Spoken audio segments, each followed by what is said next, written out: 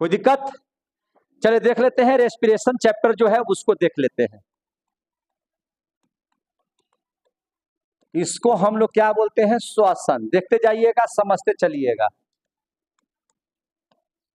देखिए आप लोगों को 4-5 2 दिन उधर क्लास चला था दीपावली के बाद, उसके बाद क्लास आज शुरू किए हैं, ठीक है ना। 5 तारीख तक क्लास चला, 5 तारीख के बाद आज हम लोग फिर से 11 तारीख से क्लास चला रहे हैं। 6, 7, 8, 9 आपका बंद था, 10 तारीख को संडे था जिसकी वजह से बंद था, 11 तारीख को क्लास आपका चल रहा है। चलिए रेस्पिरेशन श्वसन हम लोग पढ़ लेते हैं। देखिए श्वसन की क्या परिभाषा है। सबसे पहले श्वसन की परिभाषा से इसके पूर्व में कुछ बातें हुई थी हम लोगों की, है कि नहीं, जिसमें बहुत सारे बच्चों ने कहा था कि सांस लेना और सांस छोड़ना यही श्वसन है, जिसको हमने क्लियरिटी दिया था कि देखिए उसको सिर्फ श्वसन नहीं कहते हैं, सांस लेना सांस छोड़ना को उसको तो ब्रीदिंग कहा जाता है। बताए थे कि नहीं बताए थे? आपको हम बताए होंगे ब्रीदिंग के बारे में, है ना। सबसे पहले आप ब्रीदिंग ही देख लीजिए। देखिए यहाँ पे ब्रीदिंग, ब्रीदिंग माने क्या होता है? स्वाक्षो, स्वाक्षो श्वास, स्वाक्षो श्वास, स्वाक्षो श्वास। आपने हमको बताया भी था, बहुत सारे बच्चों ने अच्छा भी जवाब दिया था, कुछ बच्चों को समझने की जरूरत थी, उनको हमने समझाया था। इसके पहले एक क्लास चला था, लगता है कि एक क्लास चला था आप लोगों का, लेकिन हम लोग आज फिर से देख लेते हैं इस बात को कि स्वाक्षो श्वास ब्रीदिंग क्या है, और जैसे ही ब्रीदिंग पढ़ लेंगे तब हम लोग श्वसन की परिभाषा पर चले आएंगे, है कि नहीं है। तो इस चीज को आप लोग बहुत बढ़िया से समझते चलिएगा। देखिए स्वाक्षो श्वास में आप लोगों ने जो परिभाषा दिया था, हमने पूछा था आप लोगों से कि श्वसन किसे कहते हैं, तो आपने कहा था कि सांस लेना और सांस छोड़ना श्वसन है। हमने कहा था कि ये परिभाषा अब अच्छा नहीं लगता है कि नहीं, ये अच्छी परिभाषा नहीं है। तब हमने आपको बताया था कि आपने जो कहा कि सांस लेना है ना और सांस छोड़ना, तो ये प्रक्रिया किस में आती है? ब्रीदिंग में आती है, यानी कि स्वाक्षो श्वास उसको कहा जाता है। सांस लेने और सांस छोड़ने की प्रक्रिया को क्या कहते हैं? स्वाक्षो श्वास। इंग्लिश में क्या कहते हैं? ब्रीदिंग कहते हैं। श्वसन की परिभाषा नहीं है। यही ना हम बताए थे, उसको लगा दीजिए, यही ना हम बताए थे जी। अब इस बात को ध्यान दीजिएगा, इसमें 2 प्रक्रियाएं होती हैं। ब्रीदिंग में 2 प्रक्रियाएं होती हैं। एक सांस लेना, सांस लीजिए जरा सा आप लोग, सांस लीजिए, एक ये प्रक्रिया हो गई, और सांस छोड़िए, ये दूसरी प्रक्रिया हो गई। तो सांस लेना और सांस छोड़ना 2 प्रक्रियाएं हैं। इन दोनों प्रक्रियाएं हैं तो इसको हम लोग 2 पार्ट में ऐसे कर देते हैं। आपने जो सांस लिया, आपने जो सांस लिया, आप सांस को अंदर कर लिए, इन कर लिए, तो इसको कहेंगे इनहेलेशन। क्या कहेंगे? इनहेलेशन। इसको क्या कहेंगे? इनहेलेशन। क्या बोलेंगे? इनहेलेशन। इसको क्या बोलेंगे? इनहेलेशन। हिंदी में बोलते हैं निश्वसन। क्या बोलते हैं इसको? निश्वसन। समझ में आ रहा है? और निश्वसन में आप लोग क्या करते हैं? सांस लेते हैं। क्या करते हैं? सांस लेते हैं, सांस लेते हैं। सबसे पहली बात, सांस आप किस चीज से लेते हैं? फिर गलत आप बता रहे हैं। नाक से सांस लेने का वो रास्ता है, नाक सांस लेते हैं। सांस लेते हैं किस चीज से? फेफड़ा। अब समझ में आया? अधिकांश तो बच्चे यही बात बोलते हैं, सांस कैसे लेते हैं? तो नाक से, कोई कहेगा मुंह से, है कि नहीं, लेकिन सांस एक्चुअली किससे लेते हैं? फेफड़ा से। आ रहा समझ में? और सांस के तौर पर जो आप गैस लेते हैं, वो कितना गैस लेते हैं? कौन सी गैस लेते हैं? ऑक्सीजन गैस लेते हैं। जबकि हम उस दिन पढ़ाए थे कि वायुमंडल में जितनी भी गैसें होती हैं उन सारी गैसों को लेते हैं। जैसे ऐसा थोड़ी है कि यहाँ पर ऑक्सीजन है, यहाँ पे नाइट्रोजन है, यहाँ पर कार्बन डाइऑक्साइड है, तो ऑक्सीजन के पास गए पूरा ले रहे हैं, ऐसा तो है नहीं भैया। इसमें तो सारा वायुमंडल में तो सारी गैसें मिली हुई हैं। पढ़ाए हैं कि नहीं पढ़ाए हैं? ये बात है। तो आप लोग भूल कैसे गए? फिर सारा चीज भुलाए हुए हैं। हम लोग सांस के तौर पर सभी गैसों को लेते हैं। अब आप सर बोल रहे कि सभी गैसें को लेते हैं, लेकिन हमको पढ़ाया जाता है कि ऑक्सीजन गैस लेते हैं। तो हम लोग जानते हैं कि हाँ ऑक्सीजन गैस लेते हैं, लेकिन वायुमंडल में ऑक्सीजन एक जगह स्थिर नहीं ना है, वो तो मिला जुला है। वो तो एक जगह है नहीं, वो तो मिला जुला है। ले लीजिए, ले लीजिए, चलिए बैठे, डिस्टर्ब नहीं कीजिए, बैठ जाइए। चलिए, वो तो मिला जुला है, और जब मिला जुला है तो इस वायुमंडल में बहुत सारी गैसें हैं। आपको नाइट्रोजन गैस है, है कि नहीं है?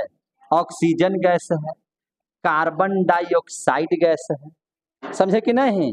तो अब जब आप सांस खींचिएगा तो सिर्फ ऑक्सीजन ले रहे हैं? नहीं, आप इन तीनों गैसों को लिए हैं, नाइट्रोजन को भी लिए हैं, ऑक्सीजन को भी लिए हैं, कार्बन डाइऑक्साइड को भी लिए हैं, या अन्य जो गैसें होंगी उसको भी आपने ग्रहण करने का काम किया है। आप ऐसा थोड़ी है कि एक जगह ऑक्सीजन में वाले में मुंह घुसा दिए, ना घुसा दिए, वहां से ऑक्सीजन तिर लिया, ऐसा नहीं होता है। जब सब मिश्रित है तो सारा चीज ना हम लोग लेंगे। तो सारे गैस के तौर पर आप लोगों ने सारे चीजों को लिया ही, पता है। और आपसे कोई पूछेगा कि कितना परसेंट लिए हैं, तो भैया जितना रहेगा वायुमंडल में जो चीज, उतना ही परसेंट न लेंगे। तो आप बताइए कि नाइट्रोजन वायुमंडल में कितना परसेंट है? 78%। तो आप लोगों ने नाइट्रोजन सांस के तौर पर कितना परसेंट ले लिया? 78% ले लिया। ऑक्सीजन पूरे वायुमंडल में कितना परसेंट है? 21%। आप खुद जान रहे हैं, सब देखिए कितना उन्हें जवाब दे रहे हैं तो अच्छा लग रहा है। 21%। कितना परसेंट है? 21%। वायुमंडल में कार्बन डाइऑक्साइड कितना परसेंट है? 0.03% है। तो जितना है उतना आपने क्या किया? ले लिया। ले लिया कि नहीं ले लिया? अब ये सांस निश्चित तौर से हमारे फेफड़ा तक पहुंचेगा कैसे? जिस माध्यम से पहुंचे वो तो पहुंचेगा, जिस माध्यम से पहुंचे वो तो फेफड़ा में पहुंचेगा ना जी। सीधा बैठिए, सीधा बैठिए, सीधा बैठिए, एकदम अस्कतियाना नहीं है, पूरा बढ़िया से बैठ जाइए। और पढ़ाई आपका धुआंधार तरीके से चलेगा तो चलेगा, समझे? अच्छा, इतना दिन आप लोग रहे, हमारी एनर्जी में कोई कमी देख पा रहे हैं आप लोग? एनर्जी है मेरे अंदर में, तब ना एनर्जी दिखा रहे हैं। तो एनर्जेटिक रहिए, ढेर तो एकदम अच्छा जब आज पहला दिन खुला, अरे भैया आज जो पढ़ा देंगे उसी में से 4 क्वेश्चन डाल देगा, तब कहाँ जाइएगा, है कि नहीं? इसलिए एकदम जब जाके तब सवेरा। तो याद रखिएगा, इतना गैस लिए फेफड़ा में गया। अब फेफड़ा का काम है कि जिन गैसों की जरूरत है उसको वो रखेगा, और जिसकी जरूरत नहीं है उसको क्या करेगा? सांस के द्वारा बाहर निकाल देगा। तो जैसे सांस लिए थे, ले लिया, सांस ले लिया, तो इतना सारा चीज चला गया, छोड़िए। अब जैसे ही आप छोड़े तब क्या क्या प्रक्रिया हुई? तो सांस लेने को प्रक्रिया को इनहेलेशन कहे, तो सांस को बाहर निकाल रहे हैं। अब सांस को बाहर निकाल रहे हैं तो उसको क्या कहेंगे? बहुत तेज है आप लोग, क्या कहेंगे उसको? एक्सहेलेशन। क्या बोलेंगे? एक्सहेलेशन। समझ में आ रही है बात? क्या बोलेंगे? एक्सहेलेशन, है कि नहीं? उसको एक्सहेलेशन कहेंगे।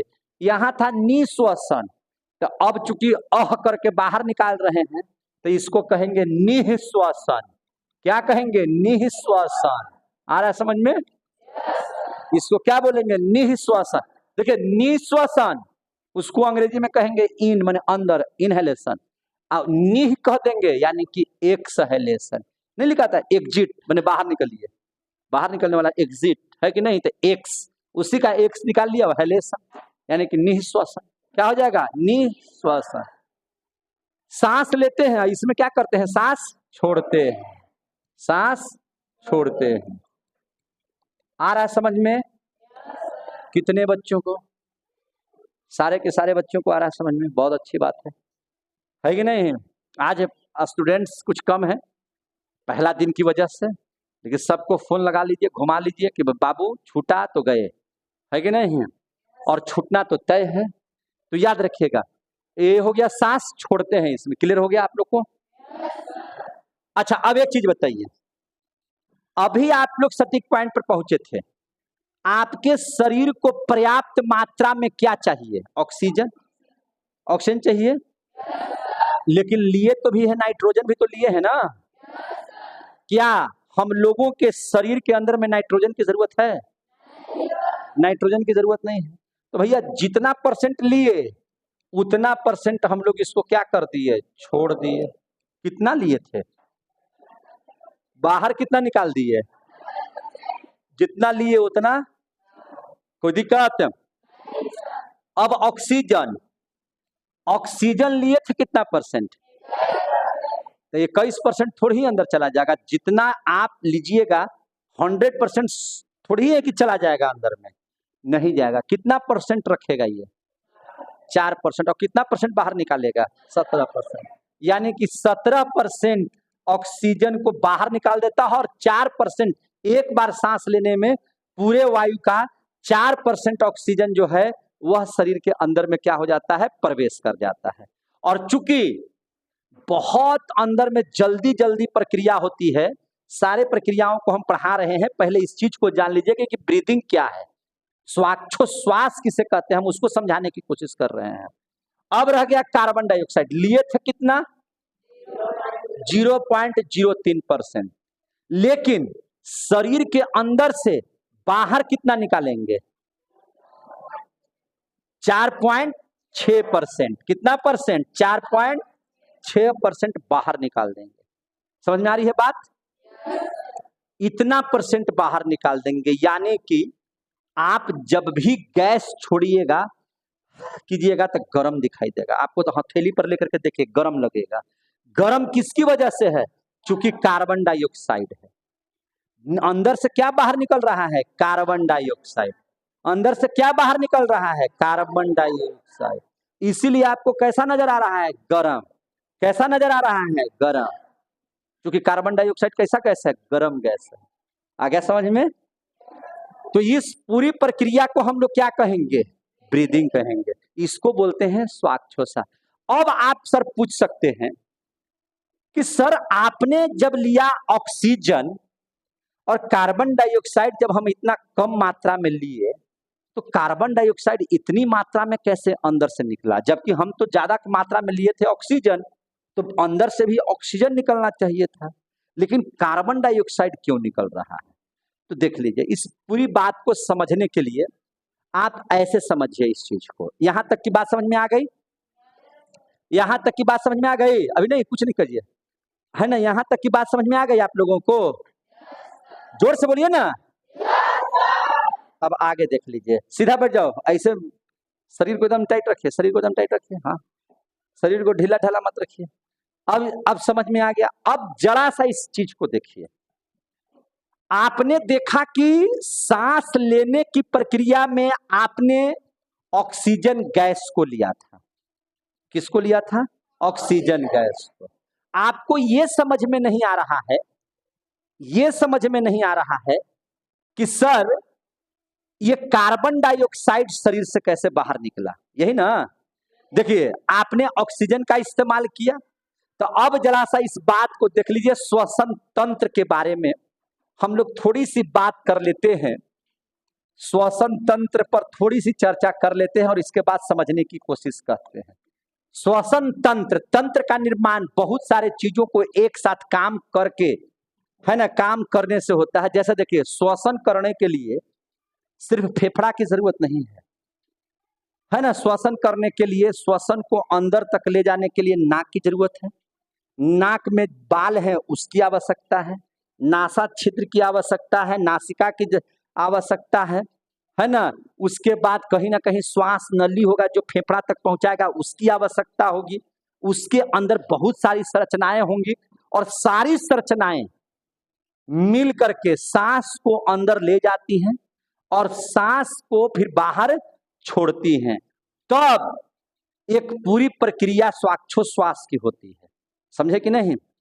अब देखिए जरा सा, सबसे पहले श्वसन क्या है। श्वसन में आपने देखा कि ऑक्सीजन का इस्तेमाल ज्यादा हो रहा है, ऑक्सीजन हम लोग ग्रहण कर रहे हैं।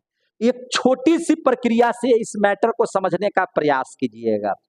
देखिएगा, इससे भी पहले कुछ और बातों की जानकारी हम लोग ले लेते हैं कि जब हम लोग श्वसन क्रिया करते हैं तो श्वसन क्रिया करने के दरमियान किन किन चीजों की जरूरत होती है, किन किन चीजों की आवश्यकता होती है, कौन कौन से हमारे ऑर्गेन काम करते हैं, थोड़ा सा ऑर्गेन पर हम लोग ध्यान देंगे।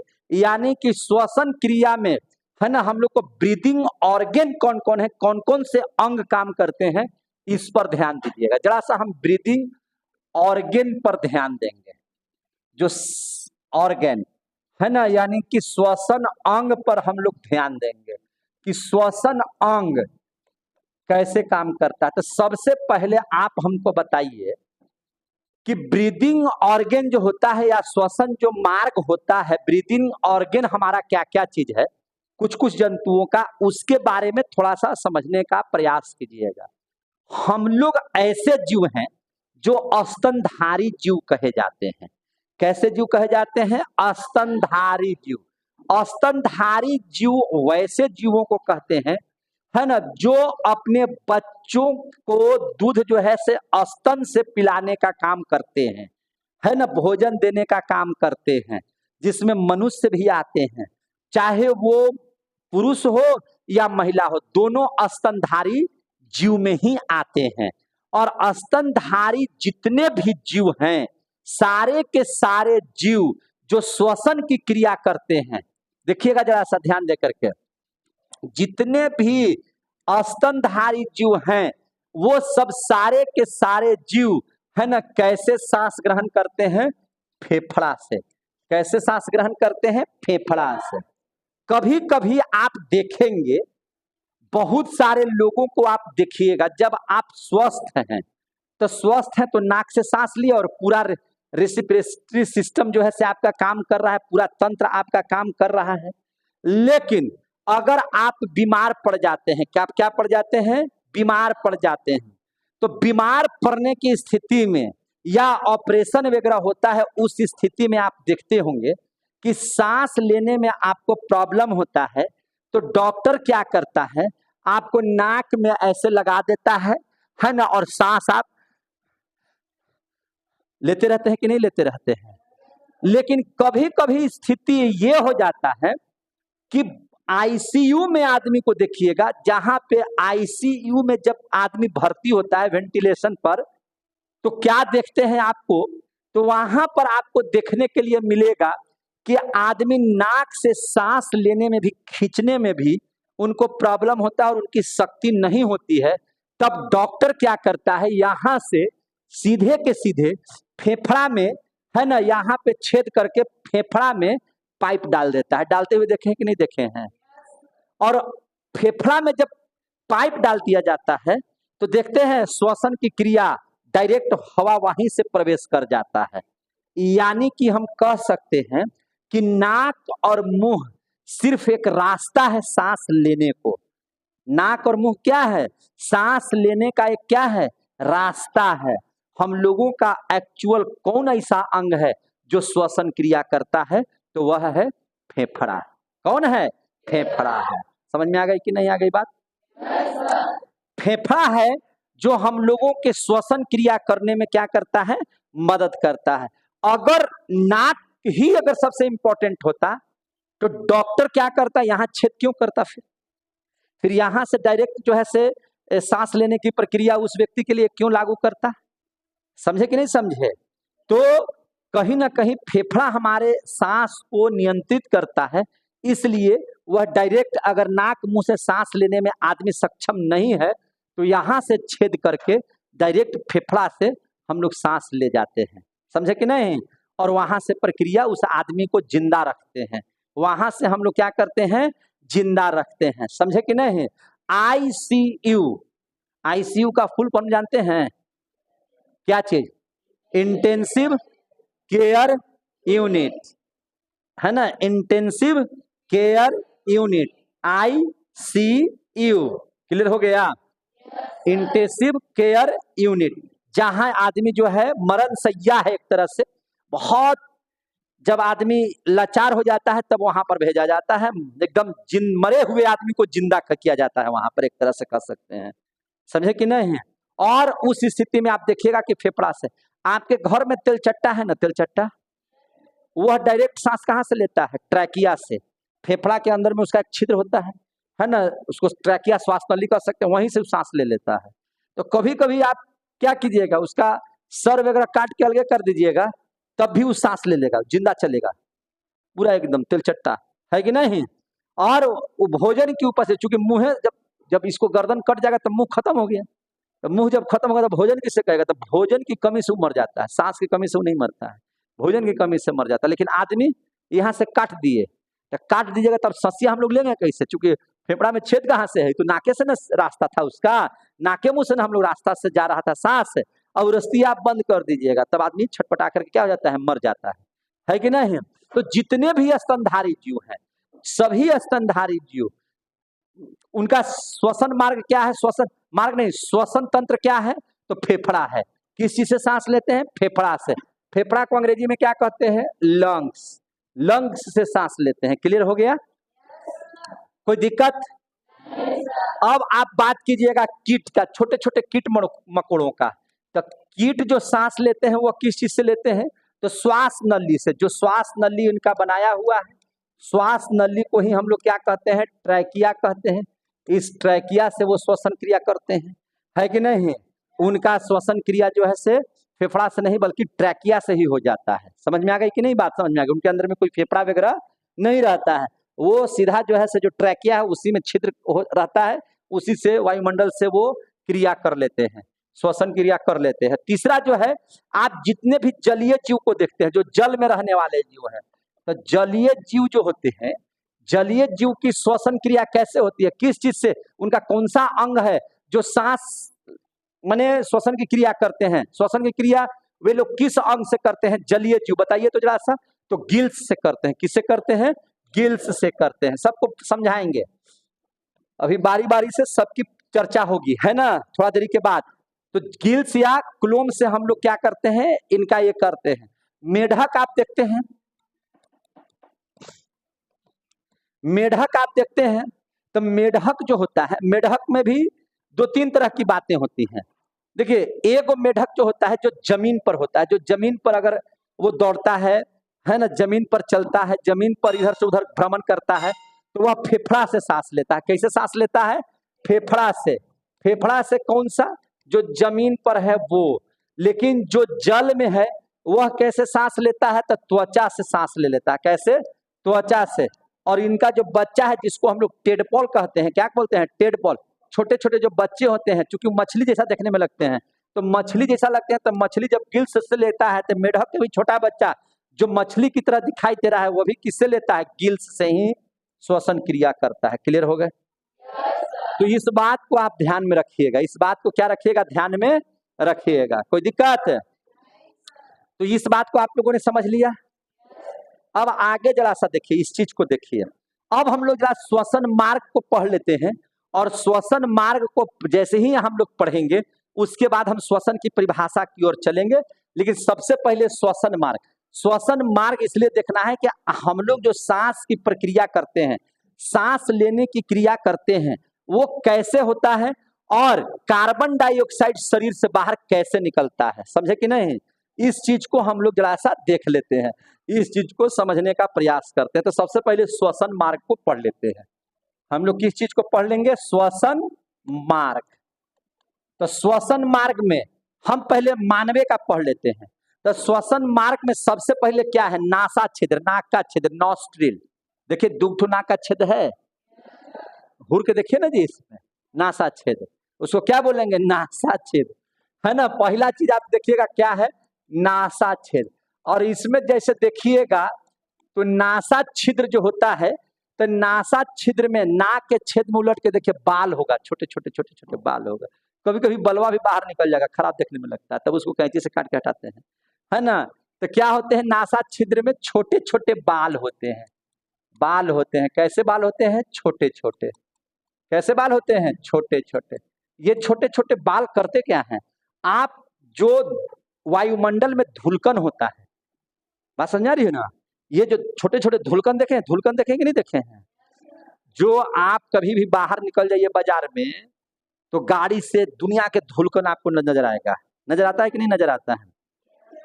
जोर से बोलिए। तो ये जो धूलकन होते हैं, ये अगर बाल नहीं हो नाक में, तो ये धूलकन आपके सीधे ऊपर पहुंच जाएंगे, और बहुत सारे धूलकनों को ये नाक के जो बाल होते हैं, श्वसन क्रिया के दौरान यहीं पे डस्ट को रोकने का काम करते हैं। बहुत सारे डस्ट को ये छोटे छोटे बाल जो होते हैं वो रोक देते हैं। समझ में आ रहा है कि नहीं? बात समझ में आ रही है? और ये जो छोटे छोटे जो बाल होते हैं, जब इनको रोक देते हैं, यहीं पे ये चिपक जाते हैं। क्या हो जाते हैं? धूलकन को चिपका लेते हैं, इसको आगे बढ़ने नहीं देते हैं। तो सबसे पहला हो गया नासा छिद्र। श्वसन के मार्ग में सबसे पहला चीज क्या है? क्योंकि सांस आप लोग दो जगह से लेते हैं, या तो नासा छिद्र से या तो फिर मुंह से, यही दो चीज लेते हैं। मुंह से भी आप लीजिएगा तो हवा अंदर जाएगी, नाक से भी। कभी कभी सांस नहीं देखते, बहुत सारे आदमी को रात में देखिएगा सांस तो जाइए रहा है ना, तो दोनों चीज से सांस लेते हैं, है कि नहीं। आगे जाइएगा तो जहां दोनों एक समान हो जाएगा और वहां से नली में प्रवेश कर जाएगा। और नासा छिद्र के बाद आगे जैसे ही बढ़िएगा, यहाँ के बाद यहाँ जाइएगा तो नासा कपाट है, देखिए छू करके हड्डी जैसा नजर आएगा, छू के देखिए हड्डी जैसा नजर आएगा, उसको हम लोग क्या बोलते हैं, नासा कपाट। क्या बोलते हैं, नासा कपाट। और नासा कपाट में आप देखिएगा कि यहाँ एक चिपचिपा पदार्थ होता है, यहाँ पे देखिएगा एक चिपचिपा पदार्थ है, उसी को हम लोग कहते हैं म्यूकस। क्या बोलते हैं, नासा कपाट के पास है ना एक क्या होता है, नासा कपाट मीन्स क्या, यहाँ हड्डी है, देखिए हड्डी, छुके देखिए हड्डी नजर आ रहा है। कभी कभी यहाँ पे चोट लग जाएगा तो कहते हैं कि बनासे फूट गया, ब्लड आने लगता है कि नहीं। तो यहाँ पे और तड़तड़ाता है बहुत, यहाँ पे चिपचिपा पदार्थ पाया जाता है जिसको हम लोग क्या कहते हैं, म्यूकस। कभी कभी होता क्या है कि जो छोटे छोटे जो कण होते हैं, है ना, जो बालों के द्वारा अगर नहीं रुके, समझे कि नहीं, और अंदर पहुंच गए, तो वहां पर जो चिपचिपा पदार्थ होता है, जो नासा नाक के छेद में जो बाल पाए जाते हैं, उन बालों से अगर वो छोटे छोटे कण नहीं रुक पाए तो वो सीधे के सीधे कहाँ चले जाते हैं, नासा कपाट में चले जाते हैं। कहाँ चले जाते हैं, नासा कपाट में। और नासा कपाट में जब चले जाएंगे तो वहां म्यूकस नामक पदार्थ पाया जाता है। कौन सा पदार्थ परीक्षा में आता है, म्यूकस नामक पदार्थ जो पाया जाता है, वह पदार्थ उनको चिपका लेता है। और जब चिपका लेता है तो क्या हो जाता है, तो आपके नाक की नकटी बन जाता है। क्या बन जाता है, नाक की नकटी। तो क्या करते हैं, नाक में उंगली घुसा करके पूरा खखोर खखोर के निकालते हैं, अब पूरा बेंच में लगा लगा करके ऐसे ऐसे पोंछ देते हैं, पूरा ऐसे निकालते हैं, कुर्सियों में पोंछ लेते हैं, है ना। तो वो क्या हो गया, जो म्यूकस था और जो बाहरी धूलकण थे, इन दोनों के आपसी तालमेल से क्या चीज का निर्माण हो गया, नकटी का निर्माण हो गया। क्या चीज का निर्माण हो गया, नकटी का निर्माण हो गया। और उन नकटी को हम लोग एकदम ऐसे काच काच के केकरो में घसेर देते हैं, घसेरते घसेर देते कि पूरा बेंच में तो पूरा लगाते हैं आप लोग, बेंच में कुर्सी के एकदम कोनाही में ऐसे ऐसे कर करके जरूर लगाते हैं। अब बहुते लोग लगाते हैं, सबे लोग लगाइए देते हैं कि कहाँ रखेगा, अरे ढेर आदमी निकाल करके हाथवा से मैस मैस के नीचे गिराएगा, पूरा लगा कितना बढ़िया चीज, नोट उठ गिन रहा है इससे। तो इस तरह से ये करते हैं। तो ये दोनों चीज समझ में आ गया, दोनों चीज समझ में आ गया। जब इसके बाद आप लोग बढ़िएगा, जब इसके बाद आगे चलिएगा, तो एक आपको यहाँ पे मिल जाएगा फायरिंग्स। क्या मिल जाएगा, फायरिंग्स। तीसरा नंबर पर क्या मिल जाएगा, फायरिंग्स। और फायरिंग्स को हम लोग क्या कहते हैं, ग्रसनी। क्या कहते हैं, ग्रसनी। आप देखिएगा फायरिंग्स को, ग्रसनी को आप देखिएगा, जिसको आप लोग हिंदी में कहते हैं हलक।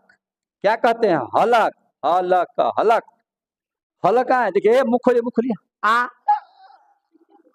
एगो चीज लटका हुआ है, उसके ठीक पीछे जहां से नाक और मुंह दोनों एक जगह स्थिर हो जाता है। कभी कभी देखते हैं ये नाक में जो आपका जमा हो जाता है उसको घिसते हैं मुंह से खंखार बनाने के लिए, है कि नहीं।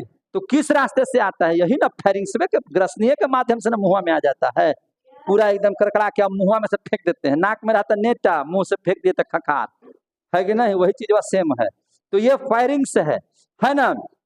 जहां पे फायरिंग्स में ही आप देख सकते हैं, फायरिंग्स जिसको हम लोग क्या कहते हैं, ग्रसनी कहते हैं, है ना। इसी को हम लोग क्या कहते हैं, हलक कहते हैं। क्या कहते हैं, हलक। और मुंह खोलिएगा तो ऐसे लटका हुआ है, उसके ठीक पीछे वाला भाग जहां नाक और मुंह दोनों जाकर के आपस में मिलते हैं, उस जगह को ही क्या कहते हैं, फायरिंग्स। क्या कहते हैं, फायरिंग, है ना। भोजन और हवा दोनों वहां जाते हैं, याद रखिएगा।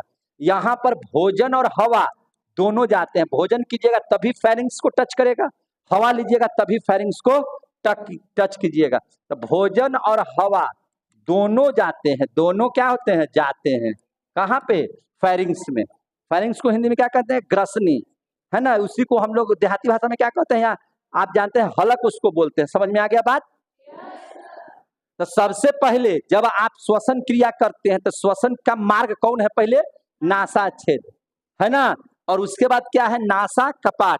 उसके बाद कहाँ हवा जाएगा? फायरिंग्स में। कहाँ जाएगा? फायरिंग्स में। उसके बाद आइए लैरिंग्स। कहाँ आ जाएंगे? लैरिंग्स।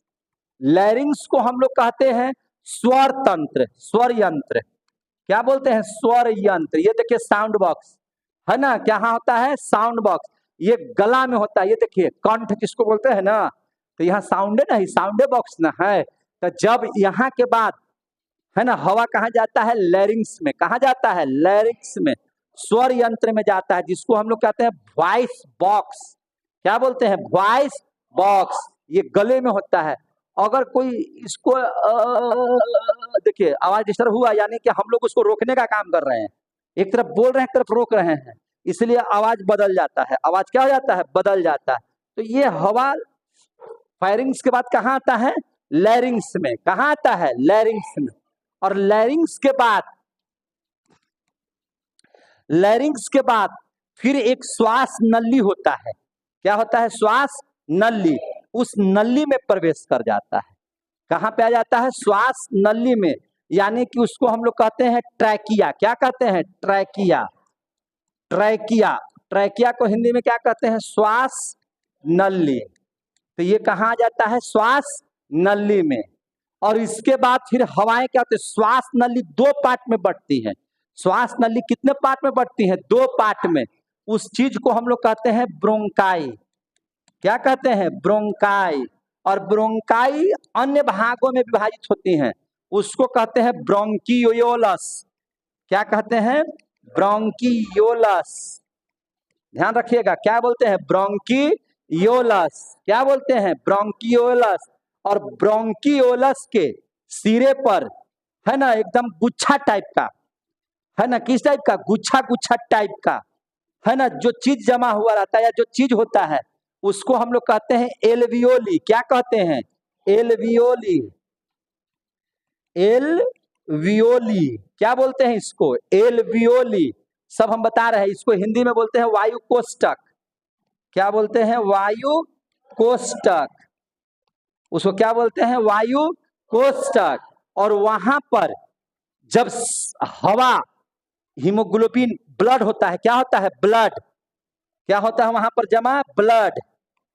ब्लड माने रक्त। और इस ब्लड में क्या पाए जाते हैं? हीमोग्लोबिन। और हीमोग्लोबिन क्या करता है? इस एल्वियोली से आप जितनी गैस लिए थे, आप जितनी भी गैस लिए थे, गैस के तौर पर जो जो चीजें लिए थे, एल्वियोली ही आपको जिसकी जरूरत नहीं है उसको वापस कर देता है। और कार्बन डाइऑक्साइड को यही हीमोग्लोबिन, है ना, ज्यादा मात्रा में एल्वियोली को देता है। और एल्वियोली उसको क्या कर देता है? बाहर की ओर ढकेलता है ना, बाहर की ओर छोड़ता है।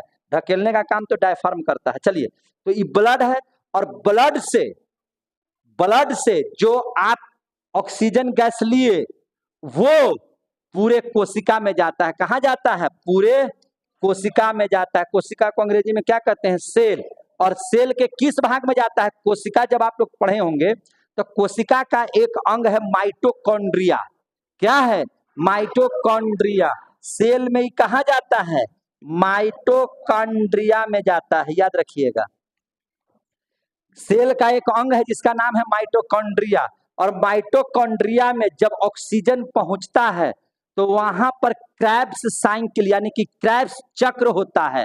और वह क्रेब्स चक्र क्या करता है? एटीपी का निर्माण करता है। और 38 एटीपी मिल करके एक ऊर्जा का निर्माण करता है। क्या चीज का निर्माण करता है? ऊर्जा का। यानी कि श्वसन क्रिया करने से ऊर्जा की प्राप्ति होती है। श्वसन क्रिया सिर्फ न सांस लेना या सांस छोड़ना नहीं है, बल्कि उससे क्या निकलता है? एक ऊर्जा निकलता है। तो यहां तक का मैटर समझ में आ गया? तो जरा सा आप लोग बोलिए, श्वसन मार्ग में सबसे पहला श्वसन मार्ग में क्या आएगा? नासा छिद्र में क्या होता है? जिसका काम क्या है? धूलकण को रोकना। इसके बाद दूसरा, उसमें क्या होता पाया जाता है? हड्डी। और नासा का पार्ट हड्डी से बना होता है ना। और उसमें पाया क्या जाता है? उसके बाद तीसरा, उसके बाद हवा कहाँ जाएगा, उसके बाद ट्रैकिया के बाद ब्रोंकाई के बाद, उसके बाद और एल्वियोली से ऑक्सीजन लिया जाता है। कौन लेता है, ब्लड में पाए जाने वाला हीमोग्लोबिन, और उसको कहाँ पहुंचा देता है, शरीर के प्रत्येक कोशिका में, शरीर के प्रत्येक कोशिका, क्योंकि हमारे शरीर में तो अनंत कोशिकाएं हैं ना, बहुत सारी कोशिकाएं हैं ना, तो उन कोशिकाओं में कौन पहुंचाता है, ब्लड में पाए जाने वाला हीमोग्लोबिन। और ये जो सेल क्या करता है, उस हवा को, ऑक्सीजन को कहाँ ले जाता है, माइटोकॉन्ड्रिया में। माइटोकॉन्ड्रिया में क्या होता है, क्रेब्स चक्र की प्रक्रिया होती है। क्या चीज की प्रक्रिया होती है, क्रेब्स चक्र की प्रक्रिया। उससे क्या होता है, एटीपी का निर्माण होता है। एटीपी क्या करता है, तो 38 एटीपी मिलकर के एक ग्लूकोज का निर्माण करता है, और ग्लूकोज बोले तो ऊर्जा का निर्माण होता है। क्या चीज का निर्माण होता है, ऊर्जा का। यानी कि सांस लेने की प्रक्रिया में कोशिकाओं में ऊर्जा का, है ना, ऊर्जा का निर्माण होता है, और यही ऊर्जा एकत्रित होकर के हमारे शरीर को ऊर्जा प्रदान करती है।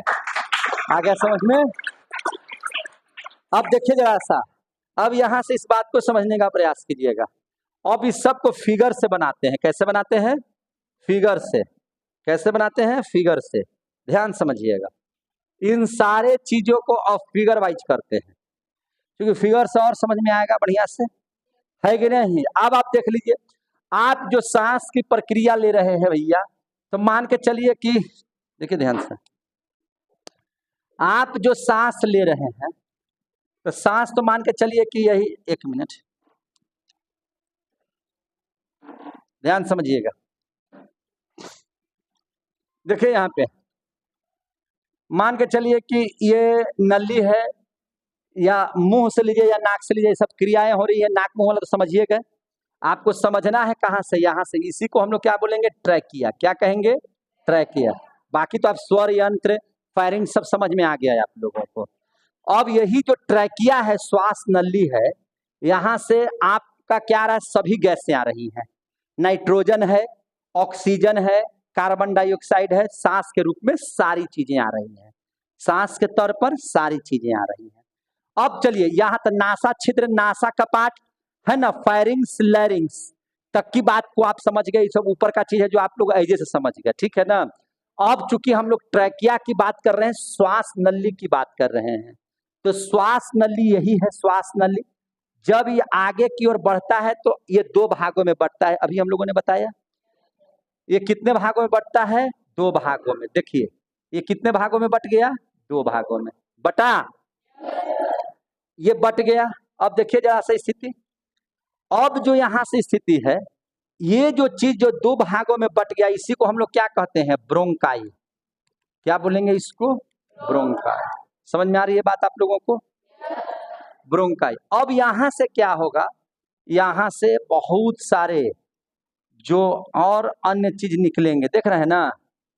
इस चीज को हम लोग क्या कहेंगे, ब्रोंकियोलस। क्या बोलेंगे इसको, ब्रोंकियोलस। ब्रोंकाई के बाद देखिए, ब्रोंकाई के बाद देखिए यहाँ क्या है, ब्रोंकियोलस। इधर से भी निकलते जाएगा, देख रहे हैं ना, इस तरह से शाखा टाइप का। इसको समझिएगा खाली, देखिए ध्यान से। ये हो गया आपका क्या चीज, ब्रोंकियोलस। क्या बोलेंगे इसको, ब्रोंकियोलस। और ब्रोंकियोलस में गुच्छा गुच्छा टाइप का जो जमा होता है, इस तरह से देख रहे हैं, गुच्छा गुच्छा टाइप का है। ये सब गुच्छा गुच्छा टाइप का, इसको क्या बोला जाता है, जल्दी से बताइए, एल्वियोली। क्या बोलेंगे इसको, एल्वियोली। समझ में आ रही है बात है, यह क्या है, एल्वियोली है। समझे कि नहीं। और इन चीजों को ढकने के लिए, बात समझिएगा, ये ऐसे करके कवर्ड रहता है। क्या रहता है, ये कवर्ड रहता है, डबल तरीके से कवर्ड रहता है। देख रहे हैं कि नहीं देख रहे हैं, ये इस तरीके से कवर्ड रहता है। याद रखिएगा कि कितने परत में रहता है, डबल। कैसे रहता है ये, डबल। कैसे रहता है, डबल। इसको कहते हैं प्लूरा मेम्ब्रेन। इसको क्या बोलेंगे, प्लूरा मेम्ब्रेन। प्लूरा मेम्ब्रेन, जो कैसा होता है, डबल, कैसा होता है, डबल। इसको क्या बोलेंगे, प्लूरा मेम्ब्रेन। समझे कि नहीं। इस ट्रैकिया में उपास्थि पाया जाता है ऐसे ऐसे करके, इसको करते हैं कार्टिलेज। देख रहे हैं ना, इस तरह से सी आकृति का, सी टाइप का, कैसे सी टाइप का नहीं लिख रहे हैं, सी टाइप का, किस टाइप का, सी टाइप का कार्टिलेज रहता है। क्या रहता है, कार्टिलेज। कहाँ रहता है, ये क्या है, ट्रैकिया है। क्या है, ट्रैकिया। और ट्रैकिया में क्या पाया जाता है, सी टाइप का कार्टिलेज। क्या पाया जाता है, सी टाइप का कार्टिलेज। क्लियर हो गया। सी टाइप का क्या रहता है, कार्टिलेज। अब देखिए स्थिति क्या होता है, इसके ठीक नीचे एक डायफ्राम बना रहता है। क्या रहता है, डायफ्राम। ऐसे डायफ्राम बना हुआ रहता है, ठीक है ना। इसको हम लोग क्या बोलते हैं, डायफ्राम।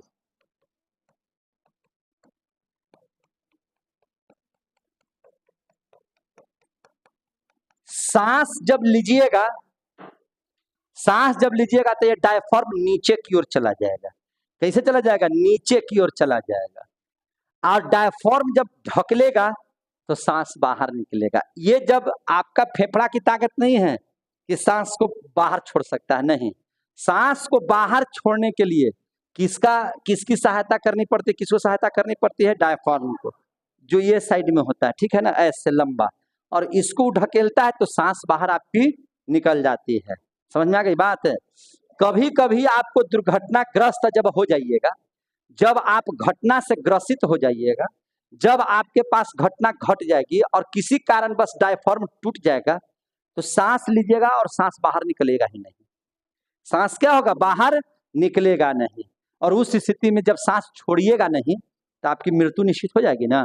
तो कभी कभी आप लोग सीधा बढ़िए, कभी कभी आप इस बात को बोलते हैं ना कि अरे देखिए ना, ये एक्सीडेंट किया, कहीं कुछ नहीं, ना ब्लड निकला ना कुछ निकला, है कि नहीं, आई आदमी मर गया, तुरंत एकदम मर गया। तो आदमी अंदाजा लगाता है कि हार्ट अटैक कर गया। नहीं, हुआ क्या चीज, डायफ्राम जो इसका था, जो सांस को बाहर छोड़ने में मदद करता है, समझे कि नहीं। जैसे ही यह नीचे गिरेगा ना तो इसको कस के ढकेलता है। जब ढकलेगा तो इससे हवाएं, एल्वियोली से हवाएं भागेगी इधर और बाहर निकलेगी। एल्वियोली से क्या होगा, सारी की सारी कार्बन डाइऑक्साइड गैसें बाहर निकलेगी इसको ढकेलने पर। समझ में आ रही है बात। इसलिए डायफ्राम का सुरक्षित रहना हमारे लिए बहुत जरूरी है। समझे कि नहीं है। तो डायफ्राम अगर टूट गया तब भी आपकी मृत्यु हो जाएगी, क्योंकि काम करना बंद कर देगा। और जैसे ही काम करना बंद कर देगा तो जब ये काम करना बंद कर देगा तो सांस आपका बाहर छोड़ने की ताकत, चूंकि इसको सांस को बाहर निकालने में, ठेलने में बहुत भार पड़ता है। समझे कि नहीं। फेफड़ा की ताकत नहीं होती है कि सांस को स्वतंत्र छोड़ दे, वो डायफ्राम का काम है। डायफ्राम उसको ढक लेगा, बस सांस क्या हो जाएगा, बाहर निकलेगा।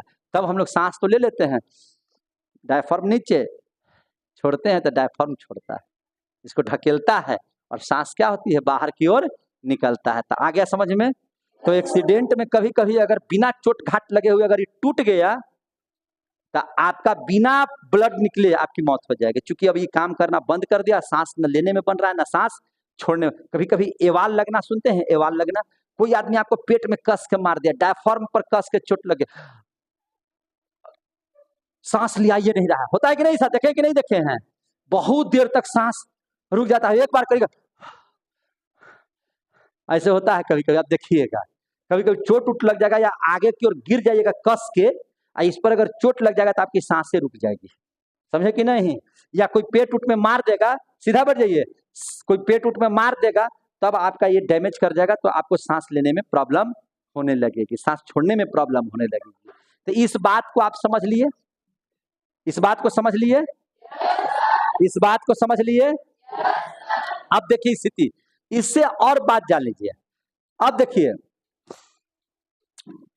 जब गर्भवती महिलाएं होती हैं, जो महिलाएं गर्भवती होती हैं, तो गर्भवती महिलाएं होंगी तो उनके गर्भ में तो बच्चा होगा, और डायफ्राम जब थोड़ा सा नीचे जाएगा तो मैंने थोड़ा सा हानि हो सकता है बच्चों को। तो उस स्थिति में देखिए आपको बताते हैं, उस स्थिति में जो जिस जो औरत गर्भवती होती है तो वहां पे डायफ्राम काम नहीं करता है, वहां पे फिर इनका रिब्स काम करता है। कौन सा काम करता है? रिब्स। रिब्स जो है से उनको ढकेलता है, तब सांस बाहर निकलता है। समझ में आ गई बात है? तो वहां पे गर्भवती महिलाओं में है ना पसली काम करता है ना। सांस लेने में ये डायफ्राम हम लोगों को 70% का आसपास में ये मदद करता है। कितना परसेंट मदद करता है? 70% मदद करता है डायफ्राम सांस को छोड़ने में, ताकत देने में, सांस को बाहर निकालने में। ये बात आप लोगों को समझ में आ गई? कोई दिक्कत है? अब चलिए देखिए, अब हम लोगों को जब यहां तक आ गया तो अब होता कैसे है, अब पूरी प्रक्रिया को समझिएगा। जब यहां पे ऑक्सीजन आया, जब पूरा गैस यहां पर आया, तो गैस तो जितना भी आप नाइट्रोजन लिए, ऑक्सीजन लिए, कार्बन डाइऑक्साइड लिए, वो तो ट्रैकिया के माध्यम से ब्रोंकाई से होते हुए ब्रोंकियोलस में प्रवेश कर गया। किसमें प्रवेश कर गया? ब्रोंकियोलस में कर गया प्रवेश। और ब्रोंकियोलस जो है उसमें एक गुच्छा लगा हुआ है, इस गुच्छे को हम लोग क्या कह रहे हैं? एल्वियोली। क्या नाम रखे हैं इसका? एल्वियोली। इसी को हम लोग क्या कहते हैं? वायु कोष्ठक। दोनों एक ही बात है, अलग अलग मत समझ लीजिएगा। वायु कोष्ठक। अब इस वायु कोष्ठक का ही पूर्ण काम है। अब वायु कोष्ठक के बाहर जो जगह देख रहे हैं, चारों तरफ ब्लड है। क्या है? ब्लड है। क्या है? ब्लड है। ब्लड है ना सब जगह, पूरा सब जगह क्या भरा हुआ है? ब्लड है। ब्लड है हम लोगों का। और ब्लड में एक चीज पाया जाता है जिसका नाम है हीमोग्लोबिन। ब्लड में क्या पाया जाता है? हीमोग्लोबिन। यहां से हीमोग्लोबिन का काम शुरू हो जाएगा। यहां से किसका काम शुरू हो जाएगा? हीमोग्लोबिन का। समझ में आ रही है बात? यहां से हीमोग्लोबिन का क्या काम है, गौर से सुनिए। हीमोग्लोबिन जो कहां पाया जाता है? ब्लड में। ब्लड में ही क्या पाया जाता है? ब्लड पढ़ाए होंगे तो आप जानते होंगे कि ब्लड में हीमोग्लोबिन पाया जाता है। महिलाओं में ब्लड में हीमोग्लोबिन कितना मात्रा होना चाहिए? तो 13 ग्राम होना चाहिए। क्या चीज? हीमोग्लोबिन। और वहीं पुरुषों में कितना होना चाहिए? 14 ग्राम होना चाहिए, है ना, अच्छे ब्लड के लिए। और हीमोग्लोबिन का क्या काम है तो आप देख लीजिए। हीमोग्लोबिन जो है वह वायु कोष्ठक के संपर्क में होता है। किसके संपर्क में होता है? वायु कोष्ठक के संपर्क में होता है। समझ में आ रही है बात? ये संपर्क में होता है हीमोग्लोबिन, है ना। और वायु कोष्ठक में चूंकि सभी गैसें होती हैं, नाइट्रोजन भी होता है, ऑक्सीजन भी होता है, कार्बन डाइऑक्साइड होता है। हीमोग्लोबिन क्या करता है? हीमोग्लोबिन का काम है कि भैया नाइट्रोजन को हीमोग्लोबिन की कोई जरूरत ही नहीं का है। हीमोग्लोबिन कहता है कि नाइट्रोजन का यहाँ पे कोई काम नहीं है, जहां तक आए हो ठहर जाओ, अब इससे आगे जाने की जरूरत नहीं है। समझे कि नहीं? और कार्बन डाइऑक्साइड तो 0.03% है। तो हीमोग्लोबिन कहता है हम तुम ही को देंगे तो तू काहे लगे आवे लगे बेचैन, तू स्थिर रह जाओ। और रह गया ऑक्सीजन। ऑक्सीजन बड़ी मात्रा में आता है। ऑक्सीजन जब बड़ी मात्रा में आता है तो बोलता है कि जितना मेरे पास जगह रहेगा उतना ही ना हम ढोढ़ा के एक बार में ले जाएंगे। तू आ गया है ढेर सारा, टानिए तो सांस पूरा कस के। इतना सांस है, इतना सांस के कहता कि हमको जरूरत नहीं है, हम क्या करेंगे इतना लेकर के? हमारे पास जितना सिलेंडर है, जितना सिलेंडर है, जितना भरने भर सिलेंडर है ऑक्सीजन, उतना ही ना हम अंदर ले जाएंगे। तो एक सिलेंडर तो है छोटे जाके, है कि नहीं? इस सिलेंडर में कै % रख लिया ऑक्सीजन? 4%। कितना % भर लिया? 4%। पूरे वायु का जो आया अंदर में उसका कितना % रख लिया? 4। आई हीमोग्लोबिन एकदम शरीर में तो बहुत सारी कोशिकाएं हैं, सब कोशिका में एकदम नाक के कोशिका, आंख के कोशिका, कान के कोशिका, बाल की कोशिका, है ना, नाखून की कोशिका, आपके स्किन की कोशिका, किडनी, सब जगह पहुंच गया तुरंत भर में। ऑक्सीजन ले लो, ऑक्सीजन ले लो, ऑक्सीजन ले लो, ऑक्सीजन ले लो, ऑक्सीजन ले लो, ऑक्सीजन ले लो, ले लो, ले लो, ले लो, ले लो। सबको ऑक्सीजन दे दिया। क्या कर दिया? सबको ऑक्सीजन दे दिया। किसको दे दिया? सभी सेल को दे दिया, क्योंकि अंग का निर्माण सेल से होता है, याद रखिएगा। आंख का निर्माण किससे हुआ है? सेल से। क्योंकि आंख जो है अंग न है, अंग का निर्माण किससे हुआ है? तो अंग का निर्माण ऊतक से हुआ है। ऊतक किससे बना है? तो कोशिका से बना है। एक ही टाइप की जो कोशिकाएं होंगी वही ना आपस में मिलकर के आंख बनाया। एक टाइप की कोशिकाएं आपस में मिलकर के नाक, कान, मुंह सब बनाया कि नहीं बनाया? तो सभी कोशिका तक पहुंचाने का काम किसका है? हीमोग्लोबिन का। क्या पहुंचाने का काम है? ऑक्सीजन।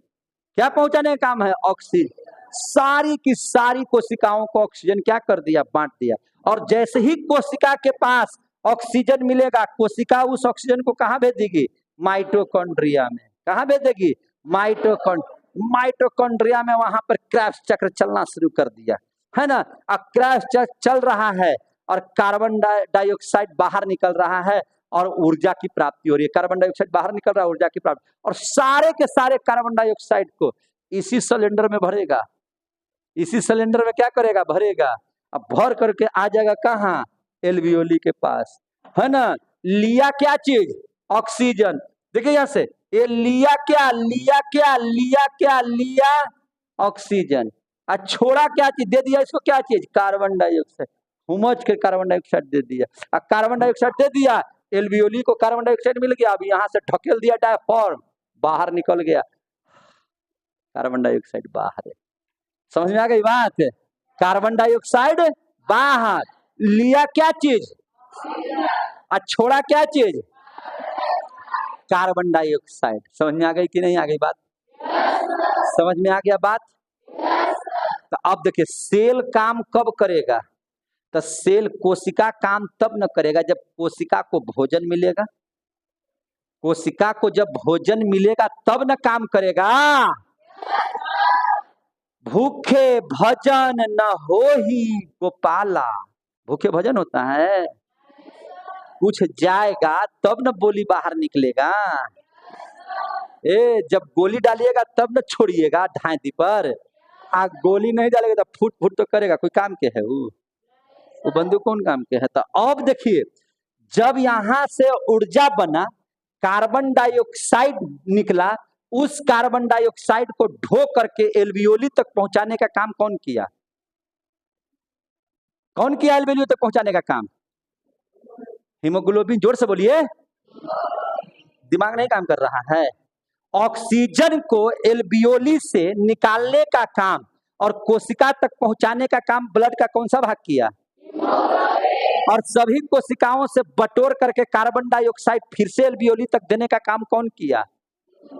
हीमोग्लोबिन किया। किया कि नहीं किया? तो ब्लड का हीमोग्लोबिन आपके लिए कितना जरूरी है, इस बात को समझ में आ रही है? अगर आपके शरीर में हीमोग्लोबिन नहीं बनेगा या हीमोग्लोबिन कम रहेगा तो श्वसन क्रिया बढ़िया से होगा? श्वसन क्रिया अगर बढ़िया से नहीं होगा तो क्या शरीर को ऊर्जा की प्राप्ति होगी? अरे श्वसन क्रिया के दरमियान में क्या होता है? ऑक्सीजन जो है से पहुंचाया जाता है सेल तक, कोशिका तक, और कोशिका क्या करता है? माइटोकॉन्ड्रिया में भेज करके ऊर्जा का निर्माण करता है। अगर आपका हीमोग्लोबिन खराब तो ऊर्जा बनेगा शरीर में? ऊर्जा बनेगा? तो ब्लड की कमी रहेगी तो आदमी कमजोर होगा कि नहीं होगा? क्या है? ब्लड की कमी होगी तो हीमोग्लोबिन की कमी होगी, और हीमोग्लोबिन की कमी होगी तो श्वसन क्रिया कमजोर पड़ेगा, और श्वसन क्रिया कमजोर पड़ेगा तो ऊर्जा कम बनेगा। इसलिए अगर आपके शरीर में ब्लड की कमी हो जाती है तो आपका शरीर कमजोर हो जाता है। समझ में आ गया? और ये सब प्रक्रियाएं कब होंगी? ये सब प्रक्रियाएं जब आपके शरीर में भोजन होगा। ये सब प्रक्रियाएं कब होंगी? भोजन होगा। तब देखिए, यहां से यहां तक अगर बात समझ में आ रही है तो हम आगे बढ़ रहे हैं। तो हीमोग्लोबिन का काम समझ में आ गया, श्वसन की क्रिया कैसे होती है समझ में आ गया। श्वसन में इंपॉर्टेंट सबसे ज्यादा कौन सा चीज है? ऑक्सीजन। समझे कि नहीं? और कैसे काम करता है इस पर देख लीजिए, और तब श्वसन की परिभाषा निकाल देते हैं। ध्यान से समझिएगा, तब हम श्वसन की परिभाषा यहां से क्लियर कर देते हैं। इतनी बातें कितने बच्चों को समझ में आ गई? हाथ खड़ा कीजिएगा। बोलने में आप घबराते काहे हैं? इतनी बातों को समझाते हैं तो बोलने में घबराते काहे हैं? आपको जो समझ में आता है वही बात बोलिए। हम कह रहे हैं कि भैया माइटोकॉन्ड्रिया तक माइटोकॉन्ड्रिया तक, सेल तक ऑक्सीजन को कौन पहुंचाता है? और वहां से कार्बन डाइऑक्साइड निकाल करके वायु कोष्ठक तक कौन ले जाता है? हीमोग्लोबिन ले जाता है। हीमोग्लोबिन का काम परिवहन का है। हीमोग्लोबिन का काम क्या है? परिवहन का। अब देखिए होता क्या है, कैसे, ऐसा नहीं है कि जा करके ही देता है, नहीं। ऑक्सीजन आपके ब्लड में चलने लगा, ऑक्सीजन आपके ब्लड में क्या होने लगा? चलने लगा, हीमोग्लोबिन काम। अब जिन जिन अंगों को जितना जितना ऑक्सीजन की जरूरत है, जिन सेलों को, वह सेल वहां से ले लेते हैं, और जो सेल के पास कार्बन डाइऑक्साइड बचे हैं वो डाल दिया जाता है। तो यानी कि ब्लड में कार्बन डाइऑक्साइड भी तैरते रहता है और ऑक्सीजन भी तैरते रहता है। तैरते रहता है कि नहीं रहता है? तो जिस ब्लड में, याद रखिएगा, बहुत बढ़िया बात बता रहे हैं, सुनते जाइएगा। हमने पहले ही कहा कि ब्लड में ये नहीं है कि कोई हीमोग्लोबिन आदमी है। ये मत समझ लीजिएगा कि भारत गैस का टंकी है और HP गैस का और उठा टंकी भरा हुआ आपके घर तक पहुंचा दे, नहीं। ये सब ब्लड में तैरते रहते हैं, हीमोग्लोबिन वगैरह। और हीमोग्लोबिन ऑक्सीजन लेकर के तैर रहे हैं, और जिन जिन कोशिकाओं को जरूरत है, जिन जिन अंगों को ऑक्सीजन की जरूरत है, जिसको जितना जरूरत है उतना लेते जा रहा है, उतना वो अपनी जरूरत को पूरा करते जा रहा है, और उसके बदले क्या देते जा रहा है? Carbon dioxide. तो हमारे शरीर में दो पथ हैं, एक है धमनी और एक है सीरा, समझे कि नहीं? जिस ब्लड में ऑक्सीजन है वह ब्लड शुद्ध है, और जिस ब्लड में कार्बन डाइऑक्साइड है वह ब्लड क्या है? अशुद्ध है। वह ब्लड क्या है? अशुद्ध। शुद्ध ब्लड, जैसे देखिए ऑक्सीजन जब लाता है तो उसका प्यूरिफिकेशन होता है, फेफड़ा उसको शुद्ध करती है। फेफड़ा क्या करता है? शुद्ध करता है। और हार्ट के माध्यम से शुद्ध किया हुआ रक्त बाहर निकलता है। सब पढ़ाएंगे, वो सब सारे चीज पढ़ाएंगे, लेकिन अभी श्वसन क्रिया पढ़ा रहे हैं तो श्वसन पर ही ध्यान देना है, बाकी चीजों पर ध्यान नहीं देना है। और श्वसन क्रिया के दौरान शुद्ध रक्त में ऑक्सीजन रहता है, जो धमनी के माध्यम से शरीर के सभी भागों में जाता है, और जो अशुद्ध रक्त रहता है वह उसमें कार्बन डाइऑक्साइड मिला हुआ रहता है ना। और कार्बन डाइऑक्साइड रहता है तो वह जाता है सीरा में, जो आपका हरा हरा या ब्लू ब्लू टाइप का देखे हैं, भेन देखे हैं, ऊपर से देखिए ना, ब्लू टाइप का नजर आएगा या हरा टाइप का नजर आएगा। तो इस सब में ब्लू या हरा इसलिए नजर आ रहा है कि इसमें कार्बन डाइऑक्साइड है। इसमें कौन सा गैस है? Carbon dioxide. ब्लड में क्या मिला हुआ है? Carbon dioxide. आई ऊपर में रहेगा, और इसकी स्पीड 80 की स्पीड है, और जो जिसमें ऑक्सीजन रहता है वह धमनी में पास करता है, उसका स्पीड चलने का 120 है। तो ब्लड प्रेशर 120 और 80, जाना है 120 और आना है 80। हार्ट में पढ़ा देंगे। अभी आप श्वसन क्रिया देखिए, यहाँ तक की बात सबको समझ में आ गई? यहाँ तक में किसी को कोई प्रॉब्लम? तो श्वसन क्रिया में कैसे सांस बाहर निकलता है, कैसे सांस लेते हैं, और यह पूरी तरह से ऊर्जा का निर्माण जब तक आप भोजन नहीं कीजिएगा तब तक नहीं होगा। तब आप इस बात को समझने का प्रयास कीजिए। कैसे? देखिए, आपके शरीर में भोजन है, भोजन करते हैं कि नहीं करते हैं? भोजन जब आप करते हैं तो उस भोजन का नाम क्या है? जो भोजन करते हैं तो उसका कोई ना कोई सूत्र होता होगा ना जी। तो सूत्र है उसका, क्या सूत्र है? तो देखिए, C6H12O6, इसी को कहते हैं ग्लूकोज। इसी को क्या कहते हैं? ग्लूकोज। आप जो भोजन करते हैं तो भोजन का फार्मूला क्या है? जोर से बोलिए। C6H12O6 है ना, यही ना है सब फार्मूला। और देखिए, अब जैसे ही भोजन आप ले लिए, जैसे आप फल खा लेते भोजन हो गया, आप अगर कोई भी चीज मुंह में ले लिए तो भोजन हो गया, आपका पेट में गया, भोजन हो गया। और भोजन का सूत्र है क्या चीज? C6H12O6। अब आलू लेते हैं तो आलू में भी यही चीज है। आप रसगुल्ला खा रहे हैं तो यही चीज है, रोटी खा रहे हैं तो यही चीज है, चावल दाल कुछ भी खा रहे हैं तो यही फार्मूला है, ठीक है? C6H12O6। जब आप इसको भोजन के तरह लिए तो अब चूंकि देखिए, ये जब भोजन बन रहा है, जो आप भोजन किए तो उसमें कार्बन भी है, हाइड्रोजन भी है, ऑक्सीजन भी है। और जिस चीज में कार्बन मौजूद होता है उसको कौन सा यौगिक कहते हैं? कार्बनिक यौगिक कहते हैं। कौन सा यौगिक कहते हैं? कार्बनिक यौगिक कहते हैं। तो भोजन क्या है, कैसा यौगिक है, कार्बनिक यौगिक। यौगिक किसे कहते हैं, जब दो या दो से अधिक तत्व आपस में, जब दो या दो से अधिक तत्व आपस में मिल जाते हैं एक निश्चित अनुपात में, और उनसे जो चीज का निर्माण होता है उसी को तो यौगिक कहते हैं। अरे मिश्रण और यौगिक में ही ना परिभाषा में अंतर है कि भैया जब निश्चित अनुपात में दो को तत्व या दो से अधिक तत्व मिल गया निश्चित अनुपात में तो यौगिक। अनिश्चित हटा दीजिए कि जब दो या दो से अधिक पदार्थ या दो या दो से अधिक तत्व आपस में मिलते हैं तो वो मिश्रण। अनिश्चित अनुपात में मिलते हैं तो यौगिक। निश्चित अनुपात यौगिक और निश्चित हटा दीजिएगा तो क्या हो जाएगा, मिश्रण। आगे समझ में। कार्बन क्या है, तत्व न है। हाइड्रोजन क्या है, तत्व न है। ऑक्सीजन क्या है, तत्व है। ये आपस में मिलकर क्या बना दिया, ग्लूकोज। क्या बना दिया, ग्लूकोज। और क्या बन गया, यौगिक। क्योंकि इसमें कार्बन है इसलिए इसको क्या कहेंगे अब, कार्बनिक यौगिक। जिसमें कार्बन मौजूद नहीं है उसको क्या कहेंगे, अकार्बनिक। और जिसमें कार्बन है उसको क्या कहेंगे, कार्बनिक। जैसे जल, जल है H2O, क्या इसमें कार्बन है, तो अकार्बनिक यौगिक। यह क्या है, अकार्बनिक। ठीक है। CO क्या है, कार्बनिक यौगिक। क्या है ये, कार्बन। काहे ही कार्बनिक यौगिक है, कार्बन है और इसमें कार्बन। तो जिसमें कार्बन होगा कार्बनिक, जिसमें कार्बन नहीं होगा अकार्बनिक। तो इसमें कार्बनिक है क्या, कार्बनिक है। तो भोजन क्या है, कार्बनिक यौगिक की अकार्बनिक यौगिक। हो गया, समझ में आ गया। जैसे ही आप भोजन करते हैं, भोजन तो आपके शरीर में हो गया। अगर ये भोजन अंदर में जाएगा तो पाचन की क्रिया होगी। पाचन पढ़े हैं कि नहीं पढ़े हैं आप लोग, जोर से बोलिए। पाचन पढ़े हैं कि नहीं पढ़े हैं। पाचन की क्रिया जैसे ही आप जानते हैं कि मुंह में थुराई कुचाई होता है, उसके बाद नीचे आता है, पेट में जाता है, ये सब पढ़े हैं कि नहीं पढ़े हैं। तो पाचन की क्रिया जब होती है तब पेट में भोजन जब जाता है, आमाशय में जब भोजन जाता है तो वहां पर टूटता है। तोड़ने ही की प्रक्रिया को ना हम लोग पाचन क्रिया कहते हैं। टूटेगा कब, ये भोजन जो आप किए ये टूटेगा कब, जब तक ऑक्सीजन नहीं जाएगा तब तक यह टूटेगा नहीं, याद रखिएगा।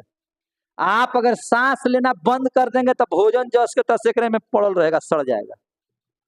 ऑक्सीजन जैसे ही आपके अंदर में गया सांस के तौर पर, और जैसे ही ऑक्सीजन भोजन को प्राप्त हुआ तभी भोजन अपना टूटने की प्रक्रिया शुरू करेगा। पाचन की प्रक्रिया तभी संभव है जब सांस लेने की प्रक्रिया होगी, याद रखिएगा। अगर आप सांस नहीं लीजिएगा तो भोजन नहीं पचेगा। आ गया समझ में। तो सांस तो खाते समय भी लेते हैं ना, नाक बंद करके आप लोग खाना खाते हैं, बिना सांस ले ही खाना खा लेते हैं। तो सांस लेने की प्रक्रिया होती है, और सांस लेने की प्रक्रिया में क्या क्या चीज होता है आप जान ही रहे हैं। तो अब होता क्या है इसको समझिए। जैसे ही भोजन को क्या चीज मिल गया, ऑक्सीजन। जैसे ही भोजन को क्या मिल गया, ऑक्सीजन। ऑक्सीजन तो मिलना तय है, ऑक्सीजन तो मिलना क्या है, तय है। देखिए ध्यान से, ऑक्सीजन मिला, किसको ऑक्सीजन मिला, भोजन को। किसको मिला, भोजन को। क्या मिल गया, ऑक्सीजन। क्या ऑक्सीजन की, ऑक्सीजन नहीं रहेगा तो पाचन क्रिया होगी, नहीं होगी, संभव नहीं। वो मिलेगा, ऑक्सीजन उसको मिलेगा। और जब भोजन को क्या मिल जाए, ऑक्सीजन। क्या मिल जाए, ऑक्सीजन। जब इस भोजन को क्या मिल गया, ऑक्सीजन। और जैसे ही ऑक्सीजन मिला, और यहां पर पाए जाते हैं एंजाइम। हमारे शरीर के अंदर में क्या पाए जाते हैं, एंजाइम। क्या पाए जाते हैं, एंजाइम। तो ऑक्सीजन इसको तोड़ देगा। ऑक्सीजन इस भोजन को क्या करेगा, तोड़ेगा। इसका काम ही है तोड़ना। ऑक्सीजन का काम क्या करना है, तोड़ना। किसको तोड़ रहा है, भोजन को। और भोजन को जैसे ही तोड़ेगा तो एक गैस बाहर निकलेगा जिसका नाम है CO2। अभी आप पूछ रहे हैं सर कार्बन डाइऑक्साइड बनता कैसे है ना, कि कार्बन डाइऑक्साइड आखिर बनता कैसे है। तो आप जो भोजन किए, बात समझिएगा, आप जो भोजन किए और भोजन से जब ऑक्सीजन से मिला और वहां पर एंजाइम की उपस्थिति हुई तो वह ऑक्सीजन इनको तोड़ने का काम किया। यह ऑक्सीजन इनको क्या किया? तोड़ने का काम किया। और जैसे ही यह टूटा तो कौन सी गैस बन गई? CO2। कौन सी गैस बनी? CO2। आ गया समझ में? साथ ही जब इसमें हाइड्रोजन है तो जल भी बनेगा। हाइड्रोजन ऑक्सीजन है तो क्या बनेगा? जल भी बनेगा। समझे कि नहीं? अल्प मात्रा में जल भी बनेगा और प्लस में ऊर्जा की प्राप्ति होगी। इसीलिए जैसे ही आप भोजन करते हैं, सांस की क्रिया होती है, आपके शरीर में ऊर्जा आ जाती है। भूख लगता है, आप देखिएगा, भूख लगेगा, खेलने का मन नहीं करेगा, पढ़ने का मन नहीं करेगा। जैसे ही भोजन कीजिएगा वैसे ही फटाक से क्या मिलेगा? ऊर्जा। देखिए काहे ऊर्जा मिला? ऑक्सीजन भोजन को तोड़ा और तोड़ दिया तो कार्बन डाइऑक्साइड, जल और फटाक से ऊर्जा बना। और जैसे ही शरीर में ऊर्जा आया, लाओ बैटिंग करे दे पहले हमरा। आ गया समझ में? क्योंकि शरीर में ऊर्जा मिलने से क्या आती है? ताकत। ऊर्जा आने से क्या आ जाती है? ताकत। समझ में आ गया बात? तो अब श्वसन की परिभाषा देखिए मेरे क्या। अब इसको बैलेंस कर देते हैं। तो बैलेंस कैसे करेंगे? बैलेंस में दोनों दोनों बराबर कर दिए। यहाँ 6 लगा दीजिए, यहाँ 6 लगा दीजिए, यहाँ 6 लगा दीजिए, बैलेंस आपका हो गया, है ना? दोनों तरफ जो तत्व हैं उनमें और इनमें दोनों तरफ बराबर हो जाना चाहिए अणुओं की संख्या में, कोई अलग नहीं होना चाहिए। कैसे? जैसे देखिए कार्बन यहाँ कै गो हो गया? 6 गो। यहाँ देखिए कार्बन 6 से गुना कर दिए तो 6 गो कार्बन हिजा हो गया, तो दोनों दोनों बराबर हो गया, कार्बन के अणु बराबर हो गए। हाइड्रोजन यहाँ पर कै गो है? 12 गो। यहाँ देखिए तो 6 दूनी 12 बराबर हो गए। ऑक्सीजन यहाँ कै गो है? 6 गो। अब 6 दूनी 12, 6 18 गो। यहाँ देखिए 6 दूनी 12 और 6 यहाँ तक कै गो हो गया? 18 गो। तो तीनों के तीनों तत्व के अणु बराबर बराबर हो गए दोनों साइड में। तो इसी को कहते हैं बराबर करना। दोनों दोनों अणुओं की संख्या बराबर होनी चाहिए, याद रखिएगा। ये आगे क्लास में हम आपको पढ़ाएंगे, अभी आप लोगों को पढ़ने की जरूरत नहीं है। तो बैलेंस कर दिए इसको, ठीक हो गया। अब ध्यान से समझिएगा, भोजन करने के बाद जैसे ही सांस के रूप में ऑक्सीजन लेते हैं, ऑक्सीजन इस भोजन को तोड़ा और तोड़ करके आपके शरीर को ऊर्जा दिया, कार्बन डाइऑक्साइड मिला, कार्बन डाइऑक्साइड को बाहर सांस के तौर पर बाहर निकाल दिया। और जैसे ही आप सांस के तौर पर बाहर निकालते हैं तो अल्प मात्रा में कुछ न कुछ जल मिलता है ना, या थूक वगैरह के माध्यम से जो जल बाहर निकलता है वो बन जाता है। ये तीनों चीज बन जाते हैं कब? जब भोजन करते हैं और ऑक्सीजन वहां पहुंचता है तब। तो अब देखिए तो श्वसन की परिभाषा जरा सा यहां से, श्वसन की परिभाषा, श्वसन की जरूरत क्यों? क्योंकि श्वसने से ना ऑक्सीजन की प्राप्ति हुई। अब बताइए जरा सा हमको, तो श्वसन से क्या चीज की प्राप्ति हो गई? श्वसन करने से शरीर के अंदर में कौन सी गैस गई? ऑक्सीजन। कौन सी गैस गई? ऑक्सीजन। और ऑक्सीजन की जरूरत हुआ, यानी कि श्वसन से ऑक्सीकरण होता है। श्वसन एक कैसी प्रक्रिया है? ऑक्सीकरण प्रक्रिया। क्या है? क्योंकि ऑक्सीजन के संपर्क में रहना ही ऑक्सीकरण है। समझ में आ रहा है कि नहीं आ रहा है? तो ऑक्सीकरण है, यानी कि ऑक्सीजन की जरूरत है, इसीलिए यह प्रक्रिया कैसी प्रक्रिया है? ऑक्सीकरण प्रक्रिया है ना? ऑक्सीकरण प्रक्रिया है पहली बात। और जब श्वसन की प्रक्रिया हुई तो श्वसन की प्रक्रिया से आपको क्या चीज की प्राप्ति हुई? ऊर्जा की प्राप्ति। दूसरी क्या चीज की प्राप्ति हुई? ऊर्जा की प्राप्ति। ऊर्जा प्राप्त हुआ कि नहीं हुआ? और ऑक्सीजन क्या किया? भोजन को जोड़ने का काम किया कि तोड़ने का काम किया? तो बायोलॉजी की भाषा में या केमिस्ट्री की भाषा में इसको कहते हैं उपापचय क्रिया। क्या? कौन सी प्रक्रिया? उपचायिक प्रक्रिया। एक मिनट, इसको कहते हैं उपचायी। कौन सी प्रक्रिया कहते हैं? उपचायी प्रक्रिया। तोड़ने की प्रक्रिया को कैटाबोलिक कहते हैं हम लोग। क्या कहते हैं? कैटाबोलिक। कैटाबोलिक प्रक्रिया।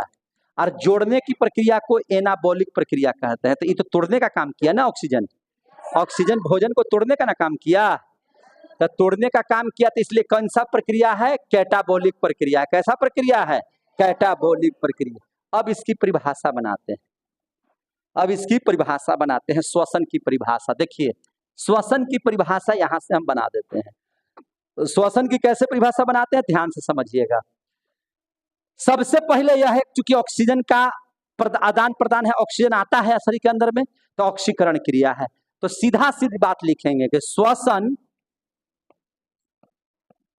देखिए अब श्वसन जीवों में, श्वसन जीवों में होने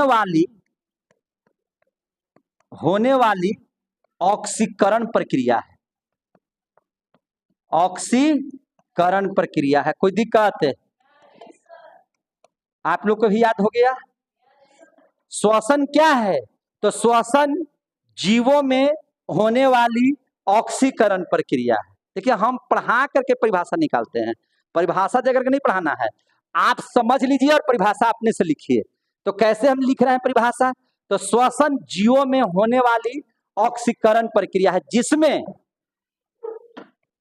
जिसमें जटिल कार्बनिक पदार्थ, अब आपको समझ में आ रहा होगा कि जटिल कार्बनिक पदार्थ क्या है, भोजन, जिसमें जटिल कार्बनिक पदार्थ है ना, पदार्थ का ऑक्सीजन है ना, ऑक्सीजन की उपस्थिति,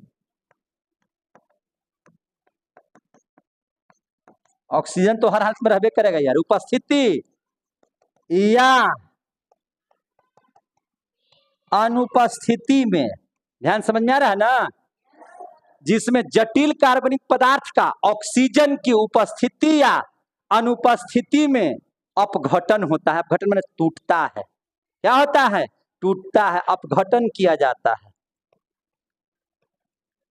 अपघटन किया जाता है, अपघटन किया जाता है, जिसके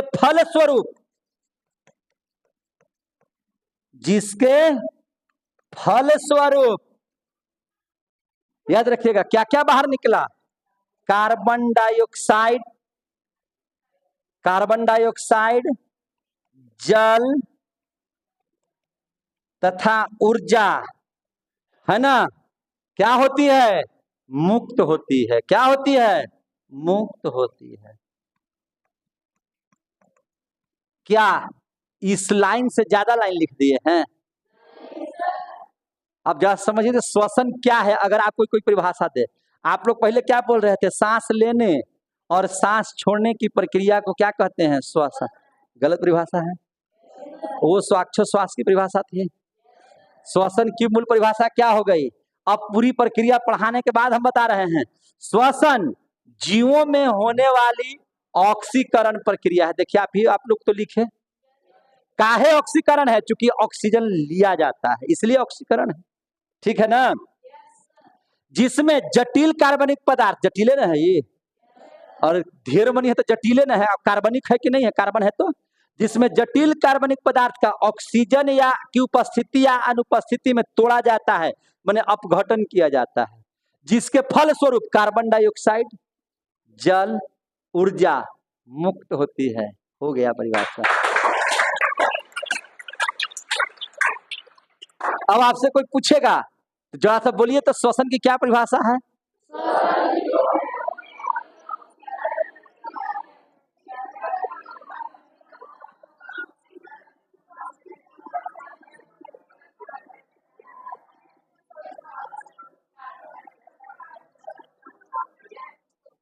हो गया?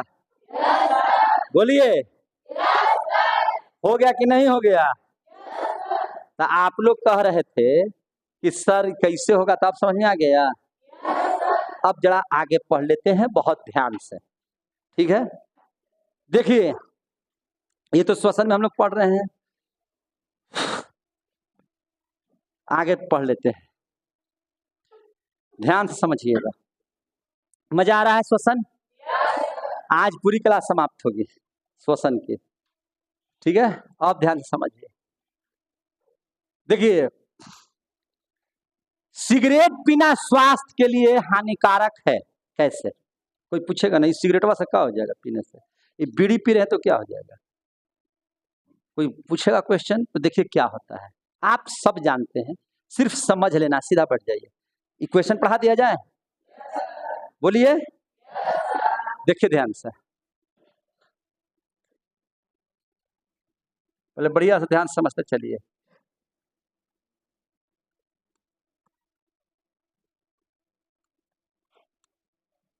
देख रहे हैं,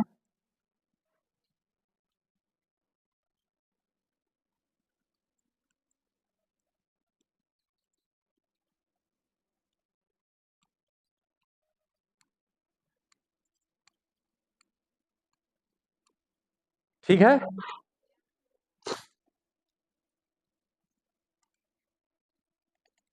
समझ में आ रहा है ये सब चीज? बार बार एक ही चीज पर चर्चा करने की जरूरत नहीं, ठीक है ना। जब आप स्मोकिंग करते हैं, स्मोकिंग, सिगरेट पीते हैं,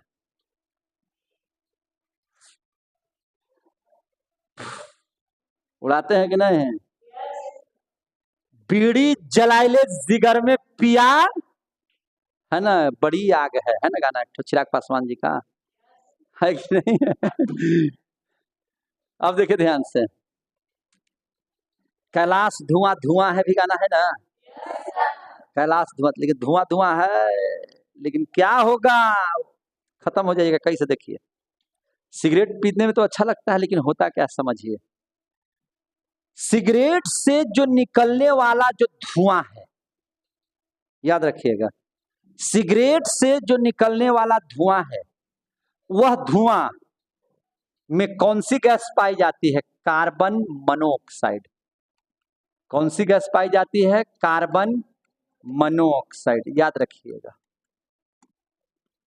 सिगरेट और बीड़ी से या गांजा से निकलने वाले धुएं में कौन सी गैस पाई जाती है? कार्बन मोनोऑक्साइड, जिसका सूत्र क्या है? CO। Carbon monoxide, carbon dioxide का सूत्र क्या होता है? CO2। और कार्बन मोनोऑक्साइड का सिर्फ CO। कार्बन मोनोऑक्साइड जहरीला गैस है, बहुत खतरनाक गैस है, ठीक है। जब आप यहां से सिगरेट का धुआं नीचे ले आइएगा, जब मारिएगा फचाक से एकदम सिगरेट का, तो धुआं आएगा ना कलेजा में जी, धुआं जाएगा नहीं यहाँ तक, पूरा एल्वियोलियो में घुस जाएगा धुआं, घुसेगा कि नहीं घुसेगा? पूरा हड़ा के घुस गया यहाँ तक धुआं, आ गया समझ में? यहाँ तो ब्लड है, और ब्लड में क्या है? हीमोग्लोबिन। ब्लड में क्या है? हीमोग्लोबिन। ये हीमोग्लोबिन की खराब आदत है। हीमोग्लोबिन क्या करता है? यहाँ से एल्वियोली से ऑक्सीजन ले जाना काम है। हीमोग्लोबिन का क्या काम है बोलिए? ऑक्सीजन ले जाना काम है। लेकिन गलती से अगर इसको कार्बन मोनोऑक्साइड मिल गया, समझे कि नहीं? अगर गलती से इसको कार्बन मोनोऑक्साइड मिल गया, कार्बन मोनोऑक्साइड किससे मिलेगा? सिगरेट से। किससे मिलेगा? सिगरेट से, बीड़ी से, गांजा से। क्या मिल गया उसको? Carbon monoxide.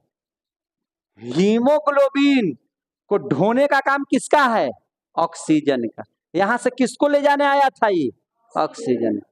लेकिन यहां पर कौन है? Carbon monoxide. क्या है? Carbon monoxide. नाइट्रोजन भी है, ऑक्सीजन भी है, कार्बन डाइऑक्साइड भी। यहाँ तो सब गैस ना है, यहाँ तक तो सब ना आ गया। यहाँ तक तो आ गया आपका नाइट्रोजन, आ गया यहाँ पे, आ गया आपका कार्बन डाइऑक्साइड, यहाँ पे आ गया ऑक्सीजन। अब आप चूंकि बीड़ी सिगरेट पिए तो कार्बन मोनोऑक्साइड है, अगर हीमोग्लोबिन यहाँ है तो नाइट्रोजन को कैंसिल कर देगा, कार्बन डाइऑक्साइड को भी कैंसिल कर देगा। ये हीमोग्लोबिन को ले जाने आया था। ये किसको ले जाने आया था? हीमोग्लोबिन को, अरे ऑक्सीजन को ले जाने आया था। कौन? जोर से बोलिए। हीमोग्लोबिन ले जाने आया था किसको? लेकिन देख किसको लिया आया? किसको देख लिया? आज जैसे ही कार्बन डाइऑक्साइड को देख लिया हीमोग्लोबिन, इसका दिल धक धक धक धक करना शुरू हो गया। हीमोग्लोबिन को पहलकी अपनी वाली याद आ गई कि मेरी मोहब्बत थी ये कार्बन मोनोऑक्साइड, तू कहाँ थी रे कार्बन मोनोऑक्साइड? हीमोग्लोबिन क्या कहेगा, तू बहुत दिन पर मिला है यार मुझे, तुझको ना देखूं तो जी घबराता है, आ देख के मुझको दिल को बड़ा चैन आता है। कहा कि ऑक्सीजन तू जा भाड़ में, हम लेके चले पहिलकी के कार्बन मोनोऑक्साइड के। बात समझ में आ गई। ये तो वही बात हुआ, प्यार किसी से, विवाह किसी से। हीमोग्लोबिन का विवाह ऑक्सीजन से, ढोना ले जाना, ढोना ले जाना। अब बड़ी दिन के बाद क्या मिल गया, मुझे तुमसे 100 साल पहले मुझे तुमसे प्यार था, आज भी है कल भी रहेगा। है कि नहीं। अब कहा कि ऑक्सीजन तू साइड हो जा, फक। अभी कार्बन मोनोऑक्साइड को भरेगा, किसको भरेगा, कार्बन मोनोऑक्साइड, ढो के चल दिया। ले जाना था क्या चीज, ऑक्सीजन, अब लेके जा क्या रहा है, कार्बन। अब सब ऊर्जा, सब कोशिका को क्या दे रहा है, कार्बन मोनोऑक्साइड। ये हमारे पहल की है, पूरा यूज करो इसका, ले जाओ, है कि नहीं। सबको क्या दे दिया, कार्बन। अब कोशिका में माइटोकॉन्ड्रिया कोई भेजना तो भेज देगा कार्बन मोनोऑक्साइड को, भेजना था ऑक्सीजन, भेज दिया कार्बन मोनो, ऊर्जा बनेगा, क्रैब साइकिल चलेगा। डीजल के गाड़ी में पेट्रोल डाल दीजिएगा, पेट्रोल में डीजल डाल दीजिएगा तो चलेगा, आज जब न चलेगा तो ऊर्जा मिलेगा, तो जब ऊर्जा नहीं मिलेगा तो तबीयत खराब की बढ़िया। तो लगातार सिगरेट पीजिएगा तो कार्बन मोनोऑक्साइड ना अंदर अंदर जाएगा, तो तबीयत बिगड़ेगी कि नीमन। आज जब बिगड़ेगी तो मरिएगा कि बचिएगा। तो ज्यादा सिगरेट पीने वाला आदमी क्या हो जाता है, तो सिगरेट पीना स्वास्थ्य के लिए लाभदायक कि हानिकारक। Smoking is dangerous for our health, यह हम लोगों के स्वास्थ्य के लिए हानिकारक, खतरनाक है। लिखा हुआ रहता है कि नहीं लिखा हुआ रहता है। तो ये लोग ढेर पीते हैं कि नहीं पीते हैं। पीने से कैसे कैसे काम होगा समझ में आ गया। जैसे ही पीजिएगा ऑक्सीजनवा कोई छोड़ देगा, भाग ससुरा तू पहले हमरा पहिलकी से भेंट करे दे। पहिलकी के फेरा में सब जगह जहां जहां ऑक्सीजन की जरूरत है पहुंचा देगा कार्बन मोनोऑक्साइड। अब कार्बन मोनोऑक्साइड पहुंचेगा तो ऊर्जा बनेगा, ऊर्जा नहीं बनेगा तो ताकत मिलेगी, ताकत नहीं मिलेगा तो बचिएगा। तो सुनते हैं ना कि फेफड़ा डैमेज कर गया, मर गया, सिगरेट बहुत पीता था, यही कारण है। इसलिए आदमी को सिगरेट पीना नहीं हो गया। आया समझ में। तो सिगरेट पीना स्वास्थ्य के लिए हानिकारक है कि लाभदायक है, हानिकारक है। कैसे हानिकारक है समझ लिए, कैसे हानिकारक है समझ में आ गया। अब आगे देख लीजिए, अब आगे देख लीजिए, है कि नहीं। ध्यान दीजिए, ध्यान दीजिए, ध्यान दीजिए। हाँ देखिए, ध्यान समझिएगा। भोजन करते समय ध्यान किस पर रहना चाहिए, लेकिन हम लोगों की आदत आधा 1 करोड़ मोबाइल खा रहे, 1 करोड़ मोबाइल को देख रहा है, 1 करोड़ खाना खा रहे हैं, इधर हप हप, वो भी खतरनाक है। कैसे देख लीजिए, देखिए यहां से ये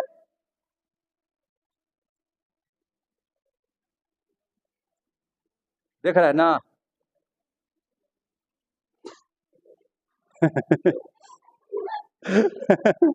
ये नाक से सांस ले रहा है, मुंह से खा रहा है जी। यहां से नली, यहां से नली निकला, यहां से नली, यहां से नली, यहां पर दोनों आकर के एक हो गया, हो गया। यहां पे लगा हुआ है एपिग्लोटिक्स, क्या लगा हुआ है, एपिग्लोटिक्स लगा हुआ है। इधर जाएगा सांस, इधर जाएगा क्या चीज, सांस। इधर जाएगा क्या चीज, भोजन। जाएगा, जाएगा। अब स्थिति होगा कि यहां से आप खाना खा लिए, मुंह से भोजन जा रहा है। अब यहाँ पर इसका काम है क्या चीज, इधर में घूम जाएगा तब भोजन चलाएगा इधर, है कि नहीं? ये ब्रेन इसको करवाते रहता है हमें से, लेकिन कभी कभी आपकी वजह से ब्रेन में पगला जाता है। भोजन कवर डाल लिए, आप देख रहे हैं उधर बढ़िया से बिनेश्वर काका के कॉमेडी देख रहे हैं कि नहीं देख रहे हैं? है कि नहीं? आप बिनेश्वर काका के कॉमेडी देख रहे हैं, इधर भोजन कर रहे हैं, बस आप दिमाग कहाँ चला गया? कर रहे थे भोजन, नहीं जा दिमाग कहाँ चल गया? बिनेश्वर काका पर, है कि नहीं? अब स्थिति है क्या चीज, भोजनवा को जाना चाहिए था इधर, इधर ही वाला बंद है, भोजन चल गया इधर ससिया वाला में। और सांस वाला में जब गया तो ससिया कर रहा है कि अरे अक्सेनवा ये नहीं रहा है, ये तो भोजन आ रहा है। अब भोजन आ रहा कहेंगे ठहर जाओ, ये ठहरा दिया, और जैसे ही ठहरा इधर कने हचाक से मारेगा तो आपको हुचकी आएगा। क्या उसको कहते हैं? हिचकी। क्या कहते हैं? तो लोग कहता है याद कर रहा है, नहीं याद नहीं कर रहा है, याद नहीं करेगा, थोड़ा याद करे वाला क्या बैठा है कि नहीं? याद नहीं कर रहा है आपको कोई, तो उसको हम लोग क्या कहते हैं? खाते समय हिचकी आना। हिचकी किसकी गलती से आता है? आपकी गलती से। भोजन पर ध्यान दीजिए, भोजन करते समय किस पर ध्यान दीजिए? भोजन पर ध्यान दीजिए। समझ में आ रही है बात? भोजन करते समय किस पर ध्यान देना है? भोजन। कभी कभी तो ऐसा हो जाता है कि ब्रेनवा एकदम पूरा के पूरा डूब जाता है एकदम दूसर चीज में देखने में, है ना? एकदम देख रहा है पूरा बढ़िया से एकदम सीन देख रहा है, भोजन ठूस ले मुंह में, ओह अभी छक्का मार दिया, विकेट चल गया, तब तक भोजन नीचे, यहाँ तक भोजन हड़ा के पहुंच गया सांस में। भोजन कहाँ पहुंचा? सांस में। अब सांसिया कर तो पूरा कब्जा कर लिया रे, सांस क्या कह रहा है? पूरा कब्जे कर लिया, एकदम नीचे तक आ गया रे। अब क्या होगा रे? अब इसमें हमको ऑक्सीजन आना चाहिए, ये नहीं रहा है। पूरा का पूरा इधर वाला जितना है सब कस के ताकत लगाएगा, और जब कस के ताकत लगाएगा तो नाके मुंह सब छेड़छाड़ दीजिएगा, है कि नहीं? पूरा एकदम कहिएगा कि हड़ाक दी पर पूरा सरक जाएगा। सरकेगा तो नाक में भात निकलेगा, मुंह में भात निकलेगा, एकदम धुआं टाइप का हो जाएगा। होता है कि नहीं ऐसा? अब पूरा एकदम ना सांस लेने में बन रहा है, क्योंकि सांस में तो सब भोजन भर गया, तो सांस जाएगा कहाँ पे? समझ में आ रही है ना? तो कहते हैं कि बाप रे बाप ऐसा सरका कि आज हम मरिए जाते, मरिए के बचे हैं, है कि नहीं? इसलिए कभी भी खाते समय, है कि नहीं, आप लोग इधर उधर ध्यान नहीं कीजिए। ये जो एपिग्लोटिक्स है, जब आप सांस लीजिएगा तब भोजन को रास्ता को बंद कर देगा, सांस को जाने देगा, और जब भोजन कीजिएगा तो सांस के रास्ते को बंद करके भोजन को पास कर देगा। ये बहुत बढ़िया ट्रैफिक पुलिस है। एपिग्लोटिस क्या है? ट्रैफिक। रुक जाइए पास कीजिए, रुक जाइए पास कीजिए। समझ में आ रही है बात ना? तो एपिग्लोटिस का काम है। इसलिए आपको हिचकी भी आता है या भोजन सरकता है आपकी लापरवाही के चलते। तो ये भी टॉपिक आपका हो गया। अब देखिए आगे, अब कुछ बातों को और समझ लीजिए, ठीक है? देखिए, आप जब श्वसन क्रिया करते हैं, समझिएगा ध्यान से, दो तरह के श्वसन होते हैं, बाह्य श्वसन और अंतः श्वसन। एक होता है बाह्य श्वसन। तो सर श्वसन तो अंदर ही ना होता है, जब भी होता है तो हाँ होता है अंदर ही, लेकिन तब भी उसको बाह्य श्वसन कहा जाता है और अंतः श्वसन कहा जाता है। परीक्षा में आया हुआ क्वेश्चन है, इसको देखिएगा ध्यान से, और बहुत सारे बच्चे नहीं सीख पाते हैं। बाह्य श्वसन, अंतः श्वसन, देखिए ध्यान से। जब आप सांस के तौर पर नाक या मुंह से जो सांस लेते हैं और उसको कहां तक ले जाते हैं? फेफड़ा में। तो फेफड़ा में जो श्वसन की क्रिया होती है, याद रखिएगा, फेफड़ा में श्वसन की जो क्रिया होती है, श्वसन की जो क्रिया होती है कहां पे? फेफड़ा में। फेफड़ा में जो श्वसन होगा उसको कौन सा श्वसन कहेंगे? बाह्य श्वसन। लेकिन आपको याद है कि हम पढ़ाए हैं कि वहां पर ब्लड में मिला हुआ हीमोग्लोबिन इस फेफड़े से, यहां से ऑक्सीजन को निकाल करके कहां तक पहुंचा देता है? कोशिका तक। तो हीमोग्लोबिन जो है, देखिए, जब हीमोग्लोबिन है ना हवा को, माने ऑक्सीजन को, हीमोग्लोबिन ऑक्सीजन को है ना कहां तक पहुंचा देगा? कोशिका में तक पहुंचा देगा। कोशिका तक पहुंचाना, कोशिका तक पहुंचाना, यह हो गया अंतःश्वसन। तो आपसे पूछा जाएगा कि बाह्य श्वसन क्या है, तो फेफड़ा में जो सांस की क्रिया होगी वह होगा बाह्य श्वसन। लेकिन फेफड़ा के बाद यानी कि हीमोग्लोबिन का काम है, फेफड़ा के बाद किसका काम है, हीमोग्लोबिन का, वो कहां तक पहुंचाता है, कोशिका तक, माइटोकॉन्ड्रिया तक, वहां तक जो ले जाएगा वह अंतःश्वसन हो जाएगा। तो आपसे कोई पूछेगा कि अंतःश्वसन किसे कहते हैं, तो हीमोग्लोबिन के द्वारा वायु कोष्ठक से ऑक्सीजन को कोशिका तक पहुंचाना अंतःश्वसन है। और बाह्य श्वसन क्या है, तो फेफड़ा में होने वाली प्रक्रिया बाह्य श्वसन है। हो गया क्लियर, ये भी टॉपिक समाप्त हो गया। चलिए अब कुछ क्वेश्चंस आएंगे, एक ऑब्जेक्टिव, जिसको आप लोग एक एक लाइन में देखते चलिए। पूरा जोर से एक बार सांस लीजिए, ले लिए सांस है, तो टोटल वॉल्यूम बताइए कितना सांस ले लिए, ना बताइएगा तो धर के धुनेंगे आज। टोटल वॉल्यूम, आप एक बार में सांस लिए, एक बार में जितनी सांस लेते हैं उसको टोटल वॉल्यूम कहते हैं। एक बार में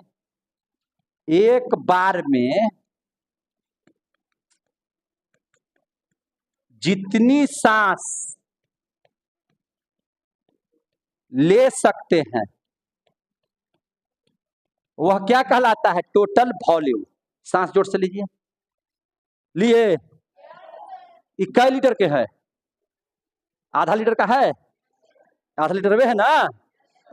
एक बार में आप जो सांस खींचिए, ये पूरा आधा लीटर ले लिए, पूरा भर गया, रख दे इसको, तो कितना लीटर हो गया, 500 ml। याद रखिएगा, क्वेश्चन आया हुआ है। एक बार सांस लेने में जितना सांस आप ले सकते हैं वह कहलाता है टोटल वॉल्यूम, और वह कितना लीटर होता है, 500 मिलीलीटर, माने आधा लीटर। कितना लीटर, 500 मिलीलीटर। क्लियर हो गया। बोलिए, ये जो लंग्स आप देखे हैं, लंग्स, टोटल लंग्स की कितनी कैपेसिटी, टोटल फेफड़ा की कितनी कैपेसिटी है हवा भरने की, यह कितना लीटर हवा को भर सकता है, ये तो सांस एक बार लेने का है। ये लंग्सवा में कितना है, तो टोटल आपका कितना कैपेसिटी है, टोटल वॉल्यूम आपका सांस लेने का, लेकिन इस लंग्स को रखने का, जैसे देखिए, जैसे कहने का मतलब है कि आप लोग एक बार में बैठ गए हैं 400 बच्चे, तो ये तो 400 बच्चे बैठे हैं, लेकिन इस रूम को बैठाने की कैपेसिटी कितनी, तो 4000। बात समझ आ गई ना। या मान लीजिए कि 1500, तो टोटल इस रूम का कितना है, तो 1500, और टोटल बच्चा कितना बैठा हुआ है, तो 400। क्लियर हो गया।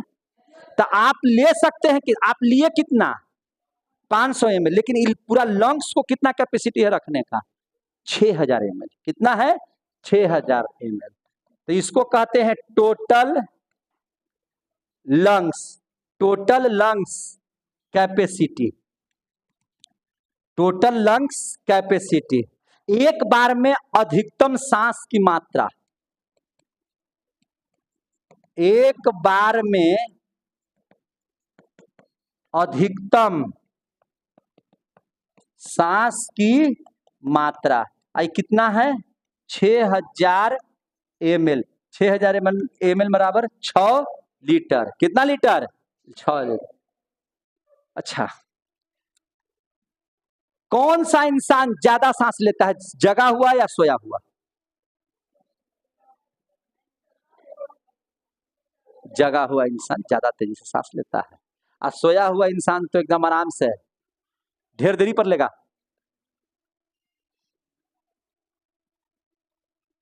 और जगले इंसान करता है कि नहीं करता है। तो याद रखिएगा, जब एक इंसान जगा होता है, स्टार चिन्ह देकर के लिख देते हैं, जब एक इंसान जगा होता है, जब एक इंसान जगा होता है तो 1 मिनट में कितना बार सांस लेता है, 1 मिनट में कितना बार सांस लेता है, 16 बार। याद रखिएगा, 1 मिनट के अंदर में आप कितनी बार सांस लेते हैं, 16 बार। अगला स्थिति, जब एक इंसान सोया है तो 1 मिनट में कितनी बार सांस लेगा, 12 बार। कितनी बार, फिक्स नहीं है, 12 बार हो सकता है, 13 बार हो सकता है, लेकिन सोया हुआ स्थिति में कम सांस लिया जाता है और जगे की स्थिति में ज्यादा बार सांस लिया जाता है। ये ध्यान में रखिएगा। कोई दिक्कत? छोटा बच्चा के सब चीज छोटे छोटे रहबे करता है, तो जल्दी जल्दी ना सांस लेगा जी। 25 से 26 बार ये सब कहता है, इतना ही छोटे छोटे रहबे करता है सब चीजें में, तो क्या करेगा? पूरा जल्दी जल्दी चलता है, नहीं चलता है? तो छोटा बच्चा को कितना? 25 से 26 बार। यहां तक कोई दिक्कत? जोर से बोलिए। देखिए एक चीज यहां तक ही समझ लिए, अब एक चीज और समझ लीजिए, ध्यान समझिएगा, ध्यान से समझिएगा। डायरेक्ट ऑक्सीजन हम लोग ग्रहण नहीं कर सकते हैं, चोट लगता है, फेफड़ा में चोट लगेगा। अगर डायरेक्ट ऑक्सीजन ले लिया जाए तो फेफड़ा को क्या लगेगा? चोट लग जाएगा, फेफड़ा सक्षम नहीं होगा उसको लेने में, फेफड़ा आपको आहत हो जाएगा। तो ऑक्सीजन जो सिलेंडर है, इस पर क्वेश्चन आता है। क्या चीज आता है? क्वेश्चन। इस पर क्वेश्चन आता है। देखिए ऑक्सीजन सिलेंडर पर कैसे क्वेश्चन आता है कि आप अगर पर्वत पर जा रहे हैं, पर्वत में ऊंचाई पर जा रहे हैं, तो जैसे जैसे आप ऊंचाई पर जाइएगा ऑक्सीजन कमते जाएगा, और ऑक्सीजन की जहां अनुपस्थिति होगी, जहां पे ऑक्सीजन कमेगा, तो निश्चित तौर पर आपको सांस लेने में कठिनाई होगी। तो आप जो सिलेंडर ले जा रहे हैं ऑक्सीजन का अलग से नाक में लगाने के लिए, उस ऑक्सीजन के साथ कौन सी गैस मिली हुई होनी चाहिए? बताइए। तो जब आप पर्वत पर जा रहे हो तो वैसा सिलेंडर ले जाइए जिसमें ऑक्सीजन के साथ साथ नाइट्रोजन भी मिला हुआ हो। क्या होना चाहिए? ऑक्सीजन के साथ कौन सी गैस मिली होनी चाहिए? Nitrogen gas. जब आप समुद्र में जा रहे हो, समुद्र में दो तरह की बात होगी, एक गहरा समुद्र, गहरा समुद्र बोले तो 300 फीट से नीचे, 300 फीट से नीचे, इस समुद्र में है कि यहाँ 10, 15, 20 फीट नीचे। तो जब आप समुद्र में जा रहे हो तो कैसा सिलेंडर ले जाइएगा? ऑक्सीजन के साथ कौन सी गैस मिला करके ले जाइएगा? तो समुद्र में जाइएगा तो ऑक्सीजन के साथ हाइड्रोजन लेके जाइएगा। चूंकि हाइड्रोजन ऑक्सीजन जल का निर्माण करता है ना, तो वहां पर आसानी से जल जो है H2 जो है से आपको ऑक्सीजन आराम से वो ग्रहण करेगा। तो इसलिए समुद्र में जाइएगा तो ऑक्सीजन के साथ हाइड्रोजन, ऊंचाई पर जाइएगा तो ऑक्सीजन के साथ नाइट्रोजन, गहरा समुद्र में जाइएगा तब क्या लीजिएगा? जरा सा बताइए। तब ऑक्सीजन के साथ आप हीलियम गैस लेकर के जाइएगा। कौन सी गैस? Helium gas. क्लियर हो गया? इस प्रकार से श्वसन चैप्टर यहीं पे समाप्त करते हैं।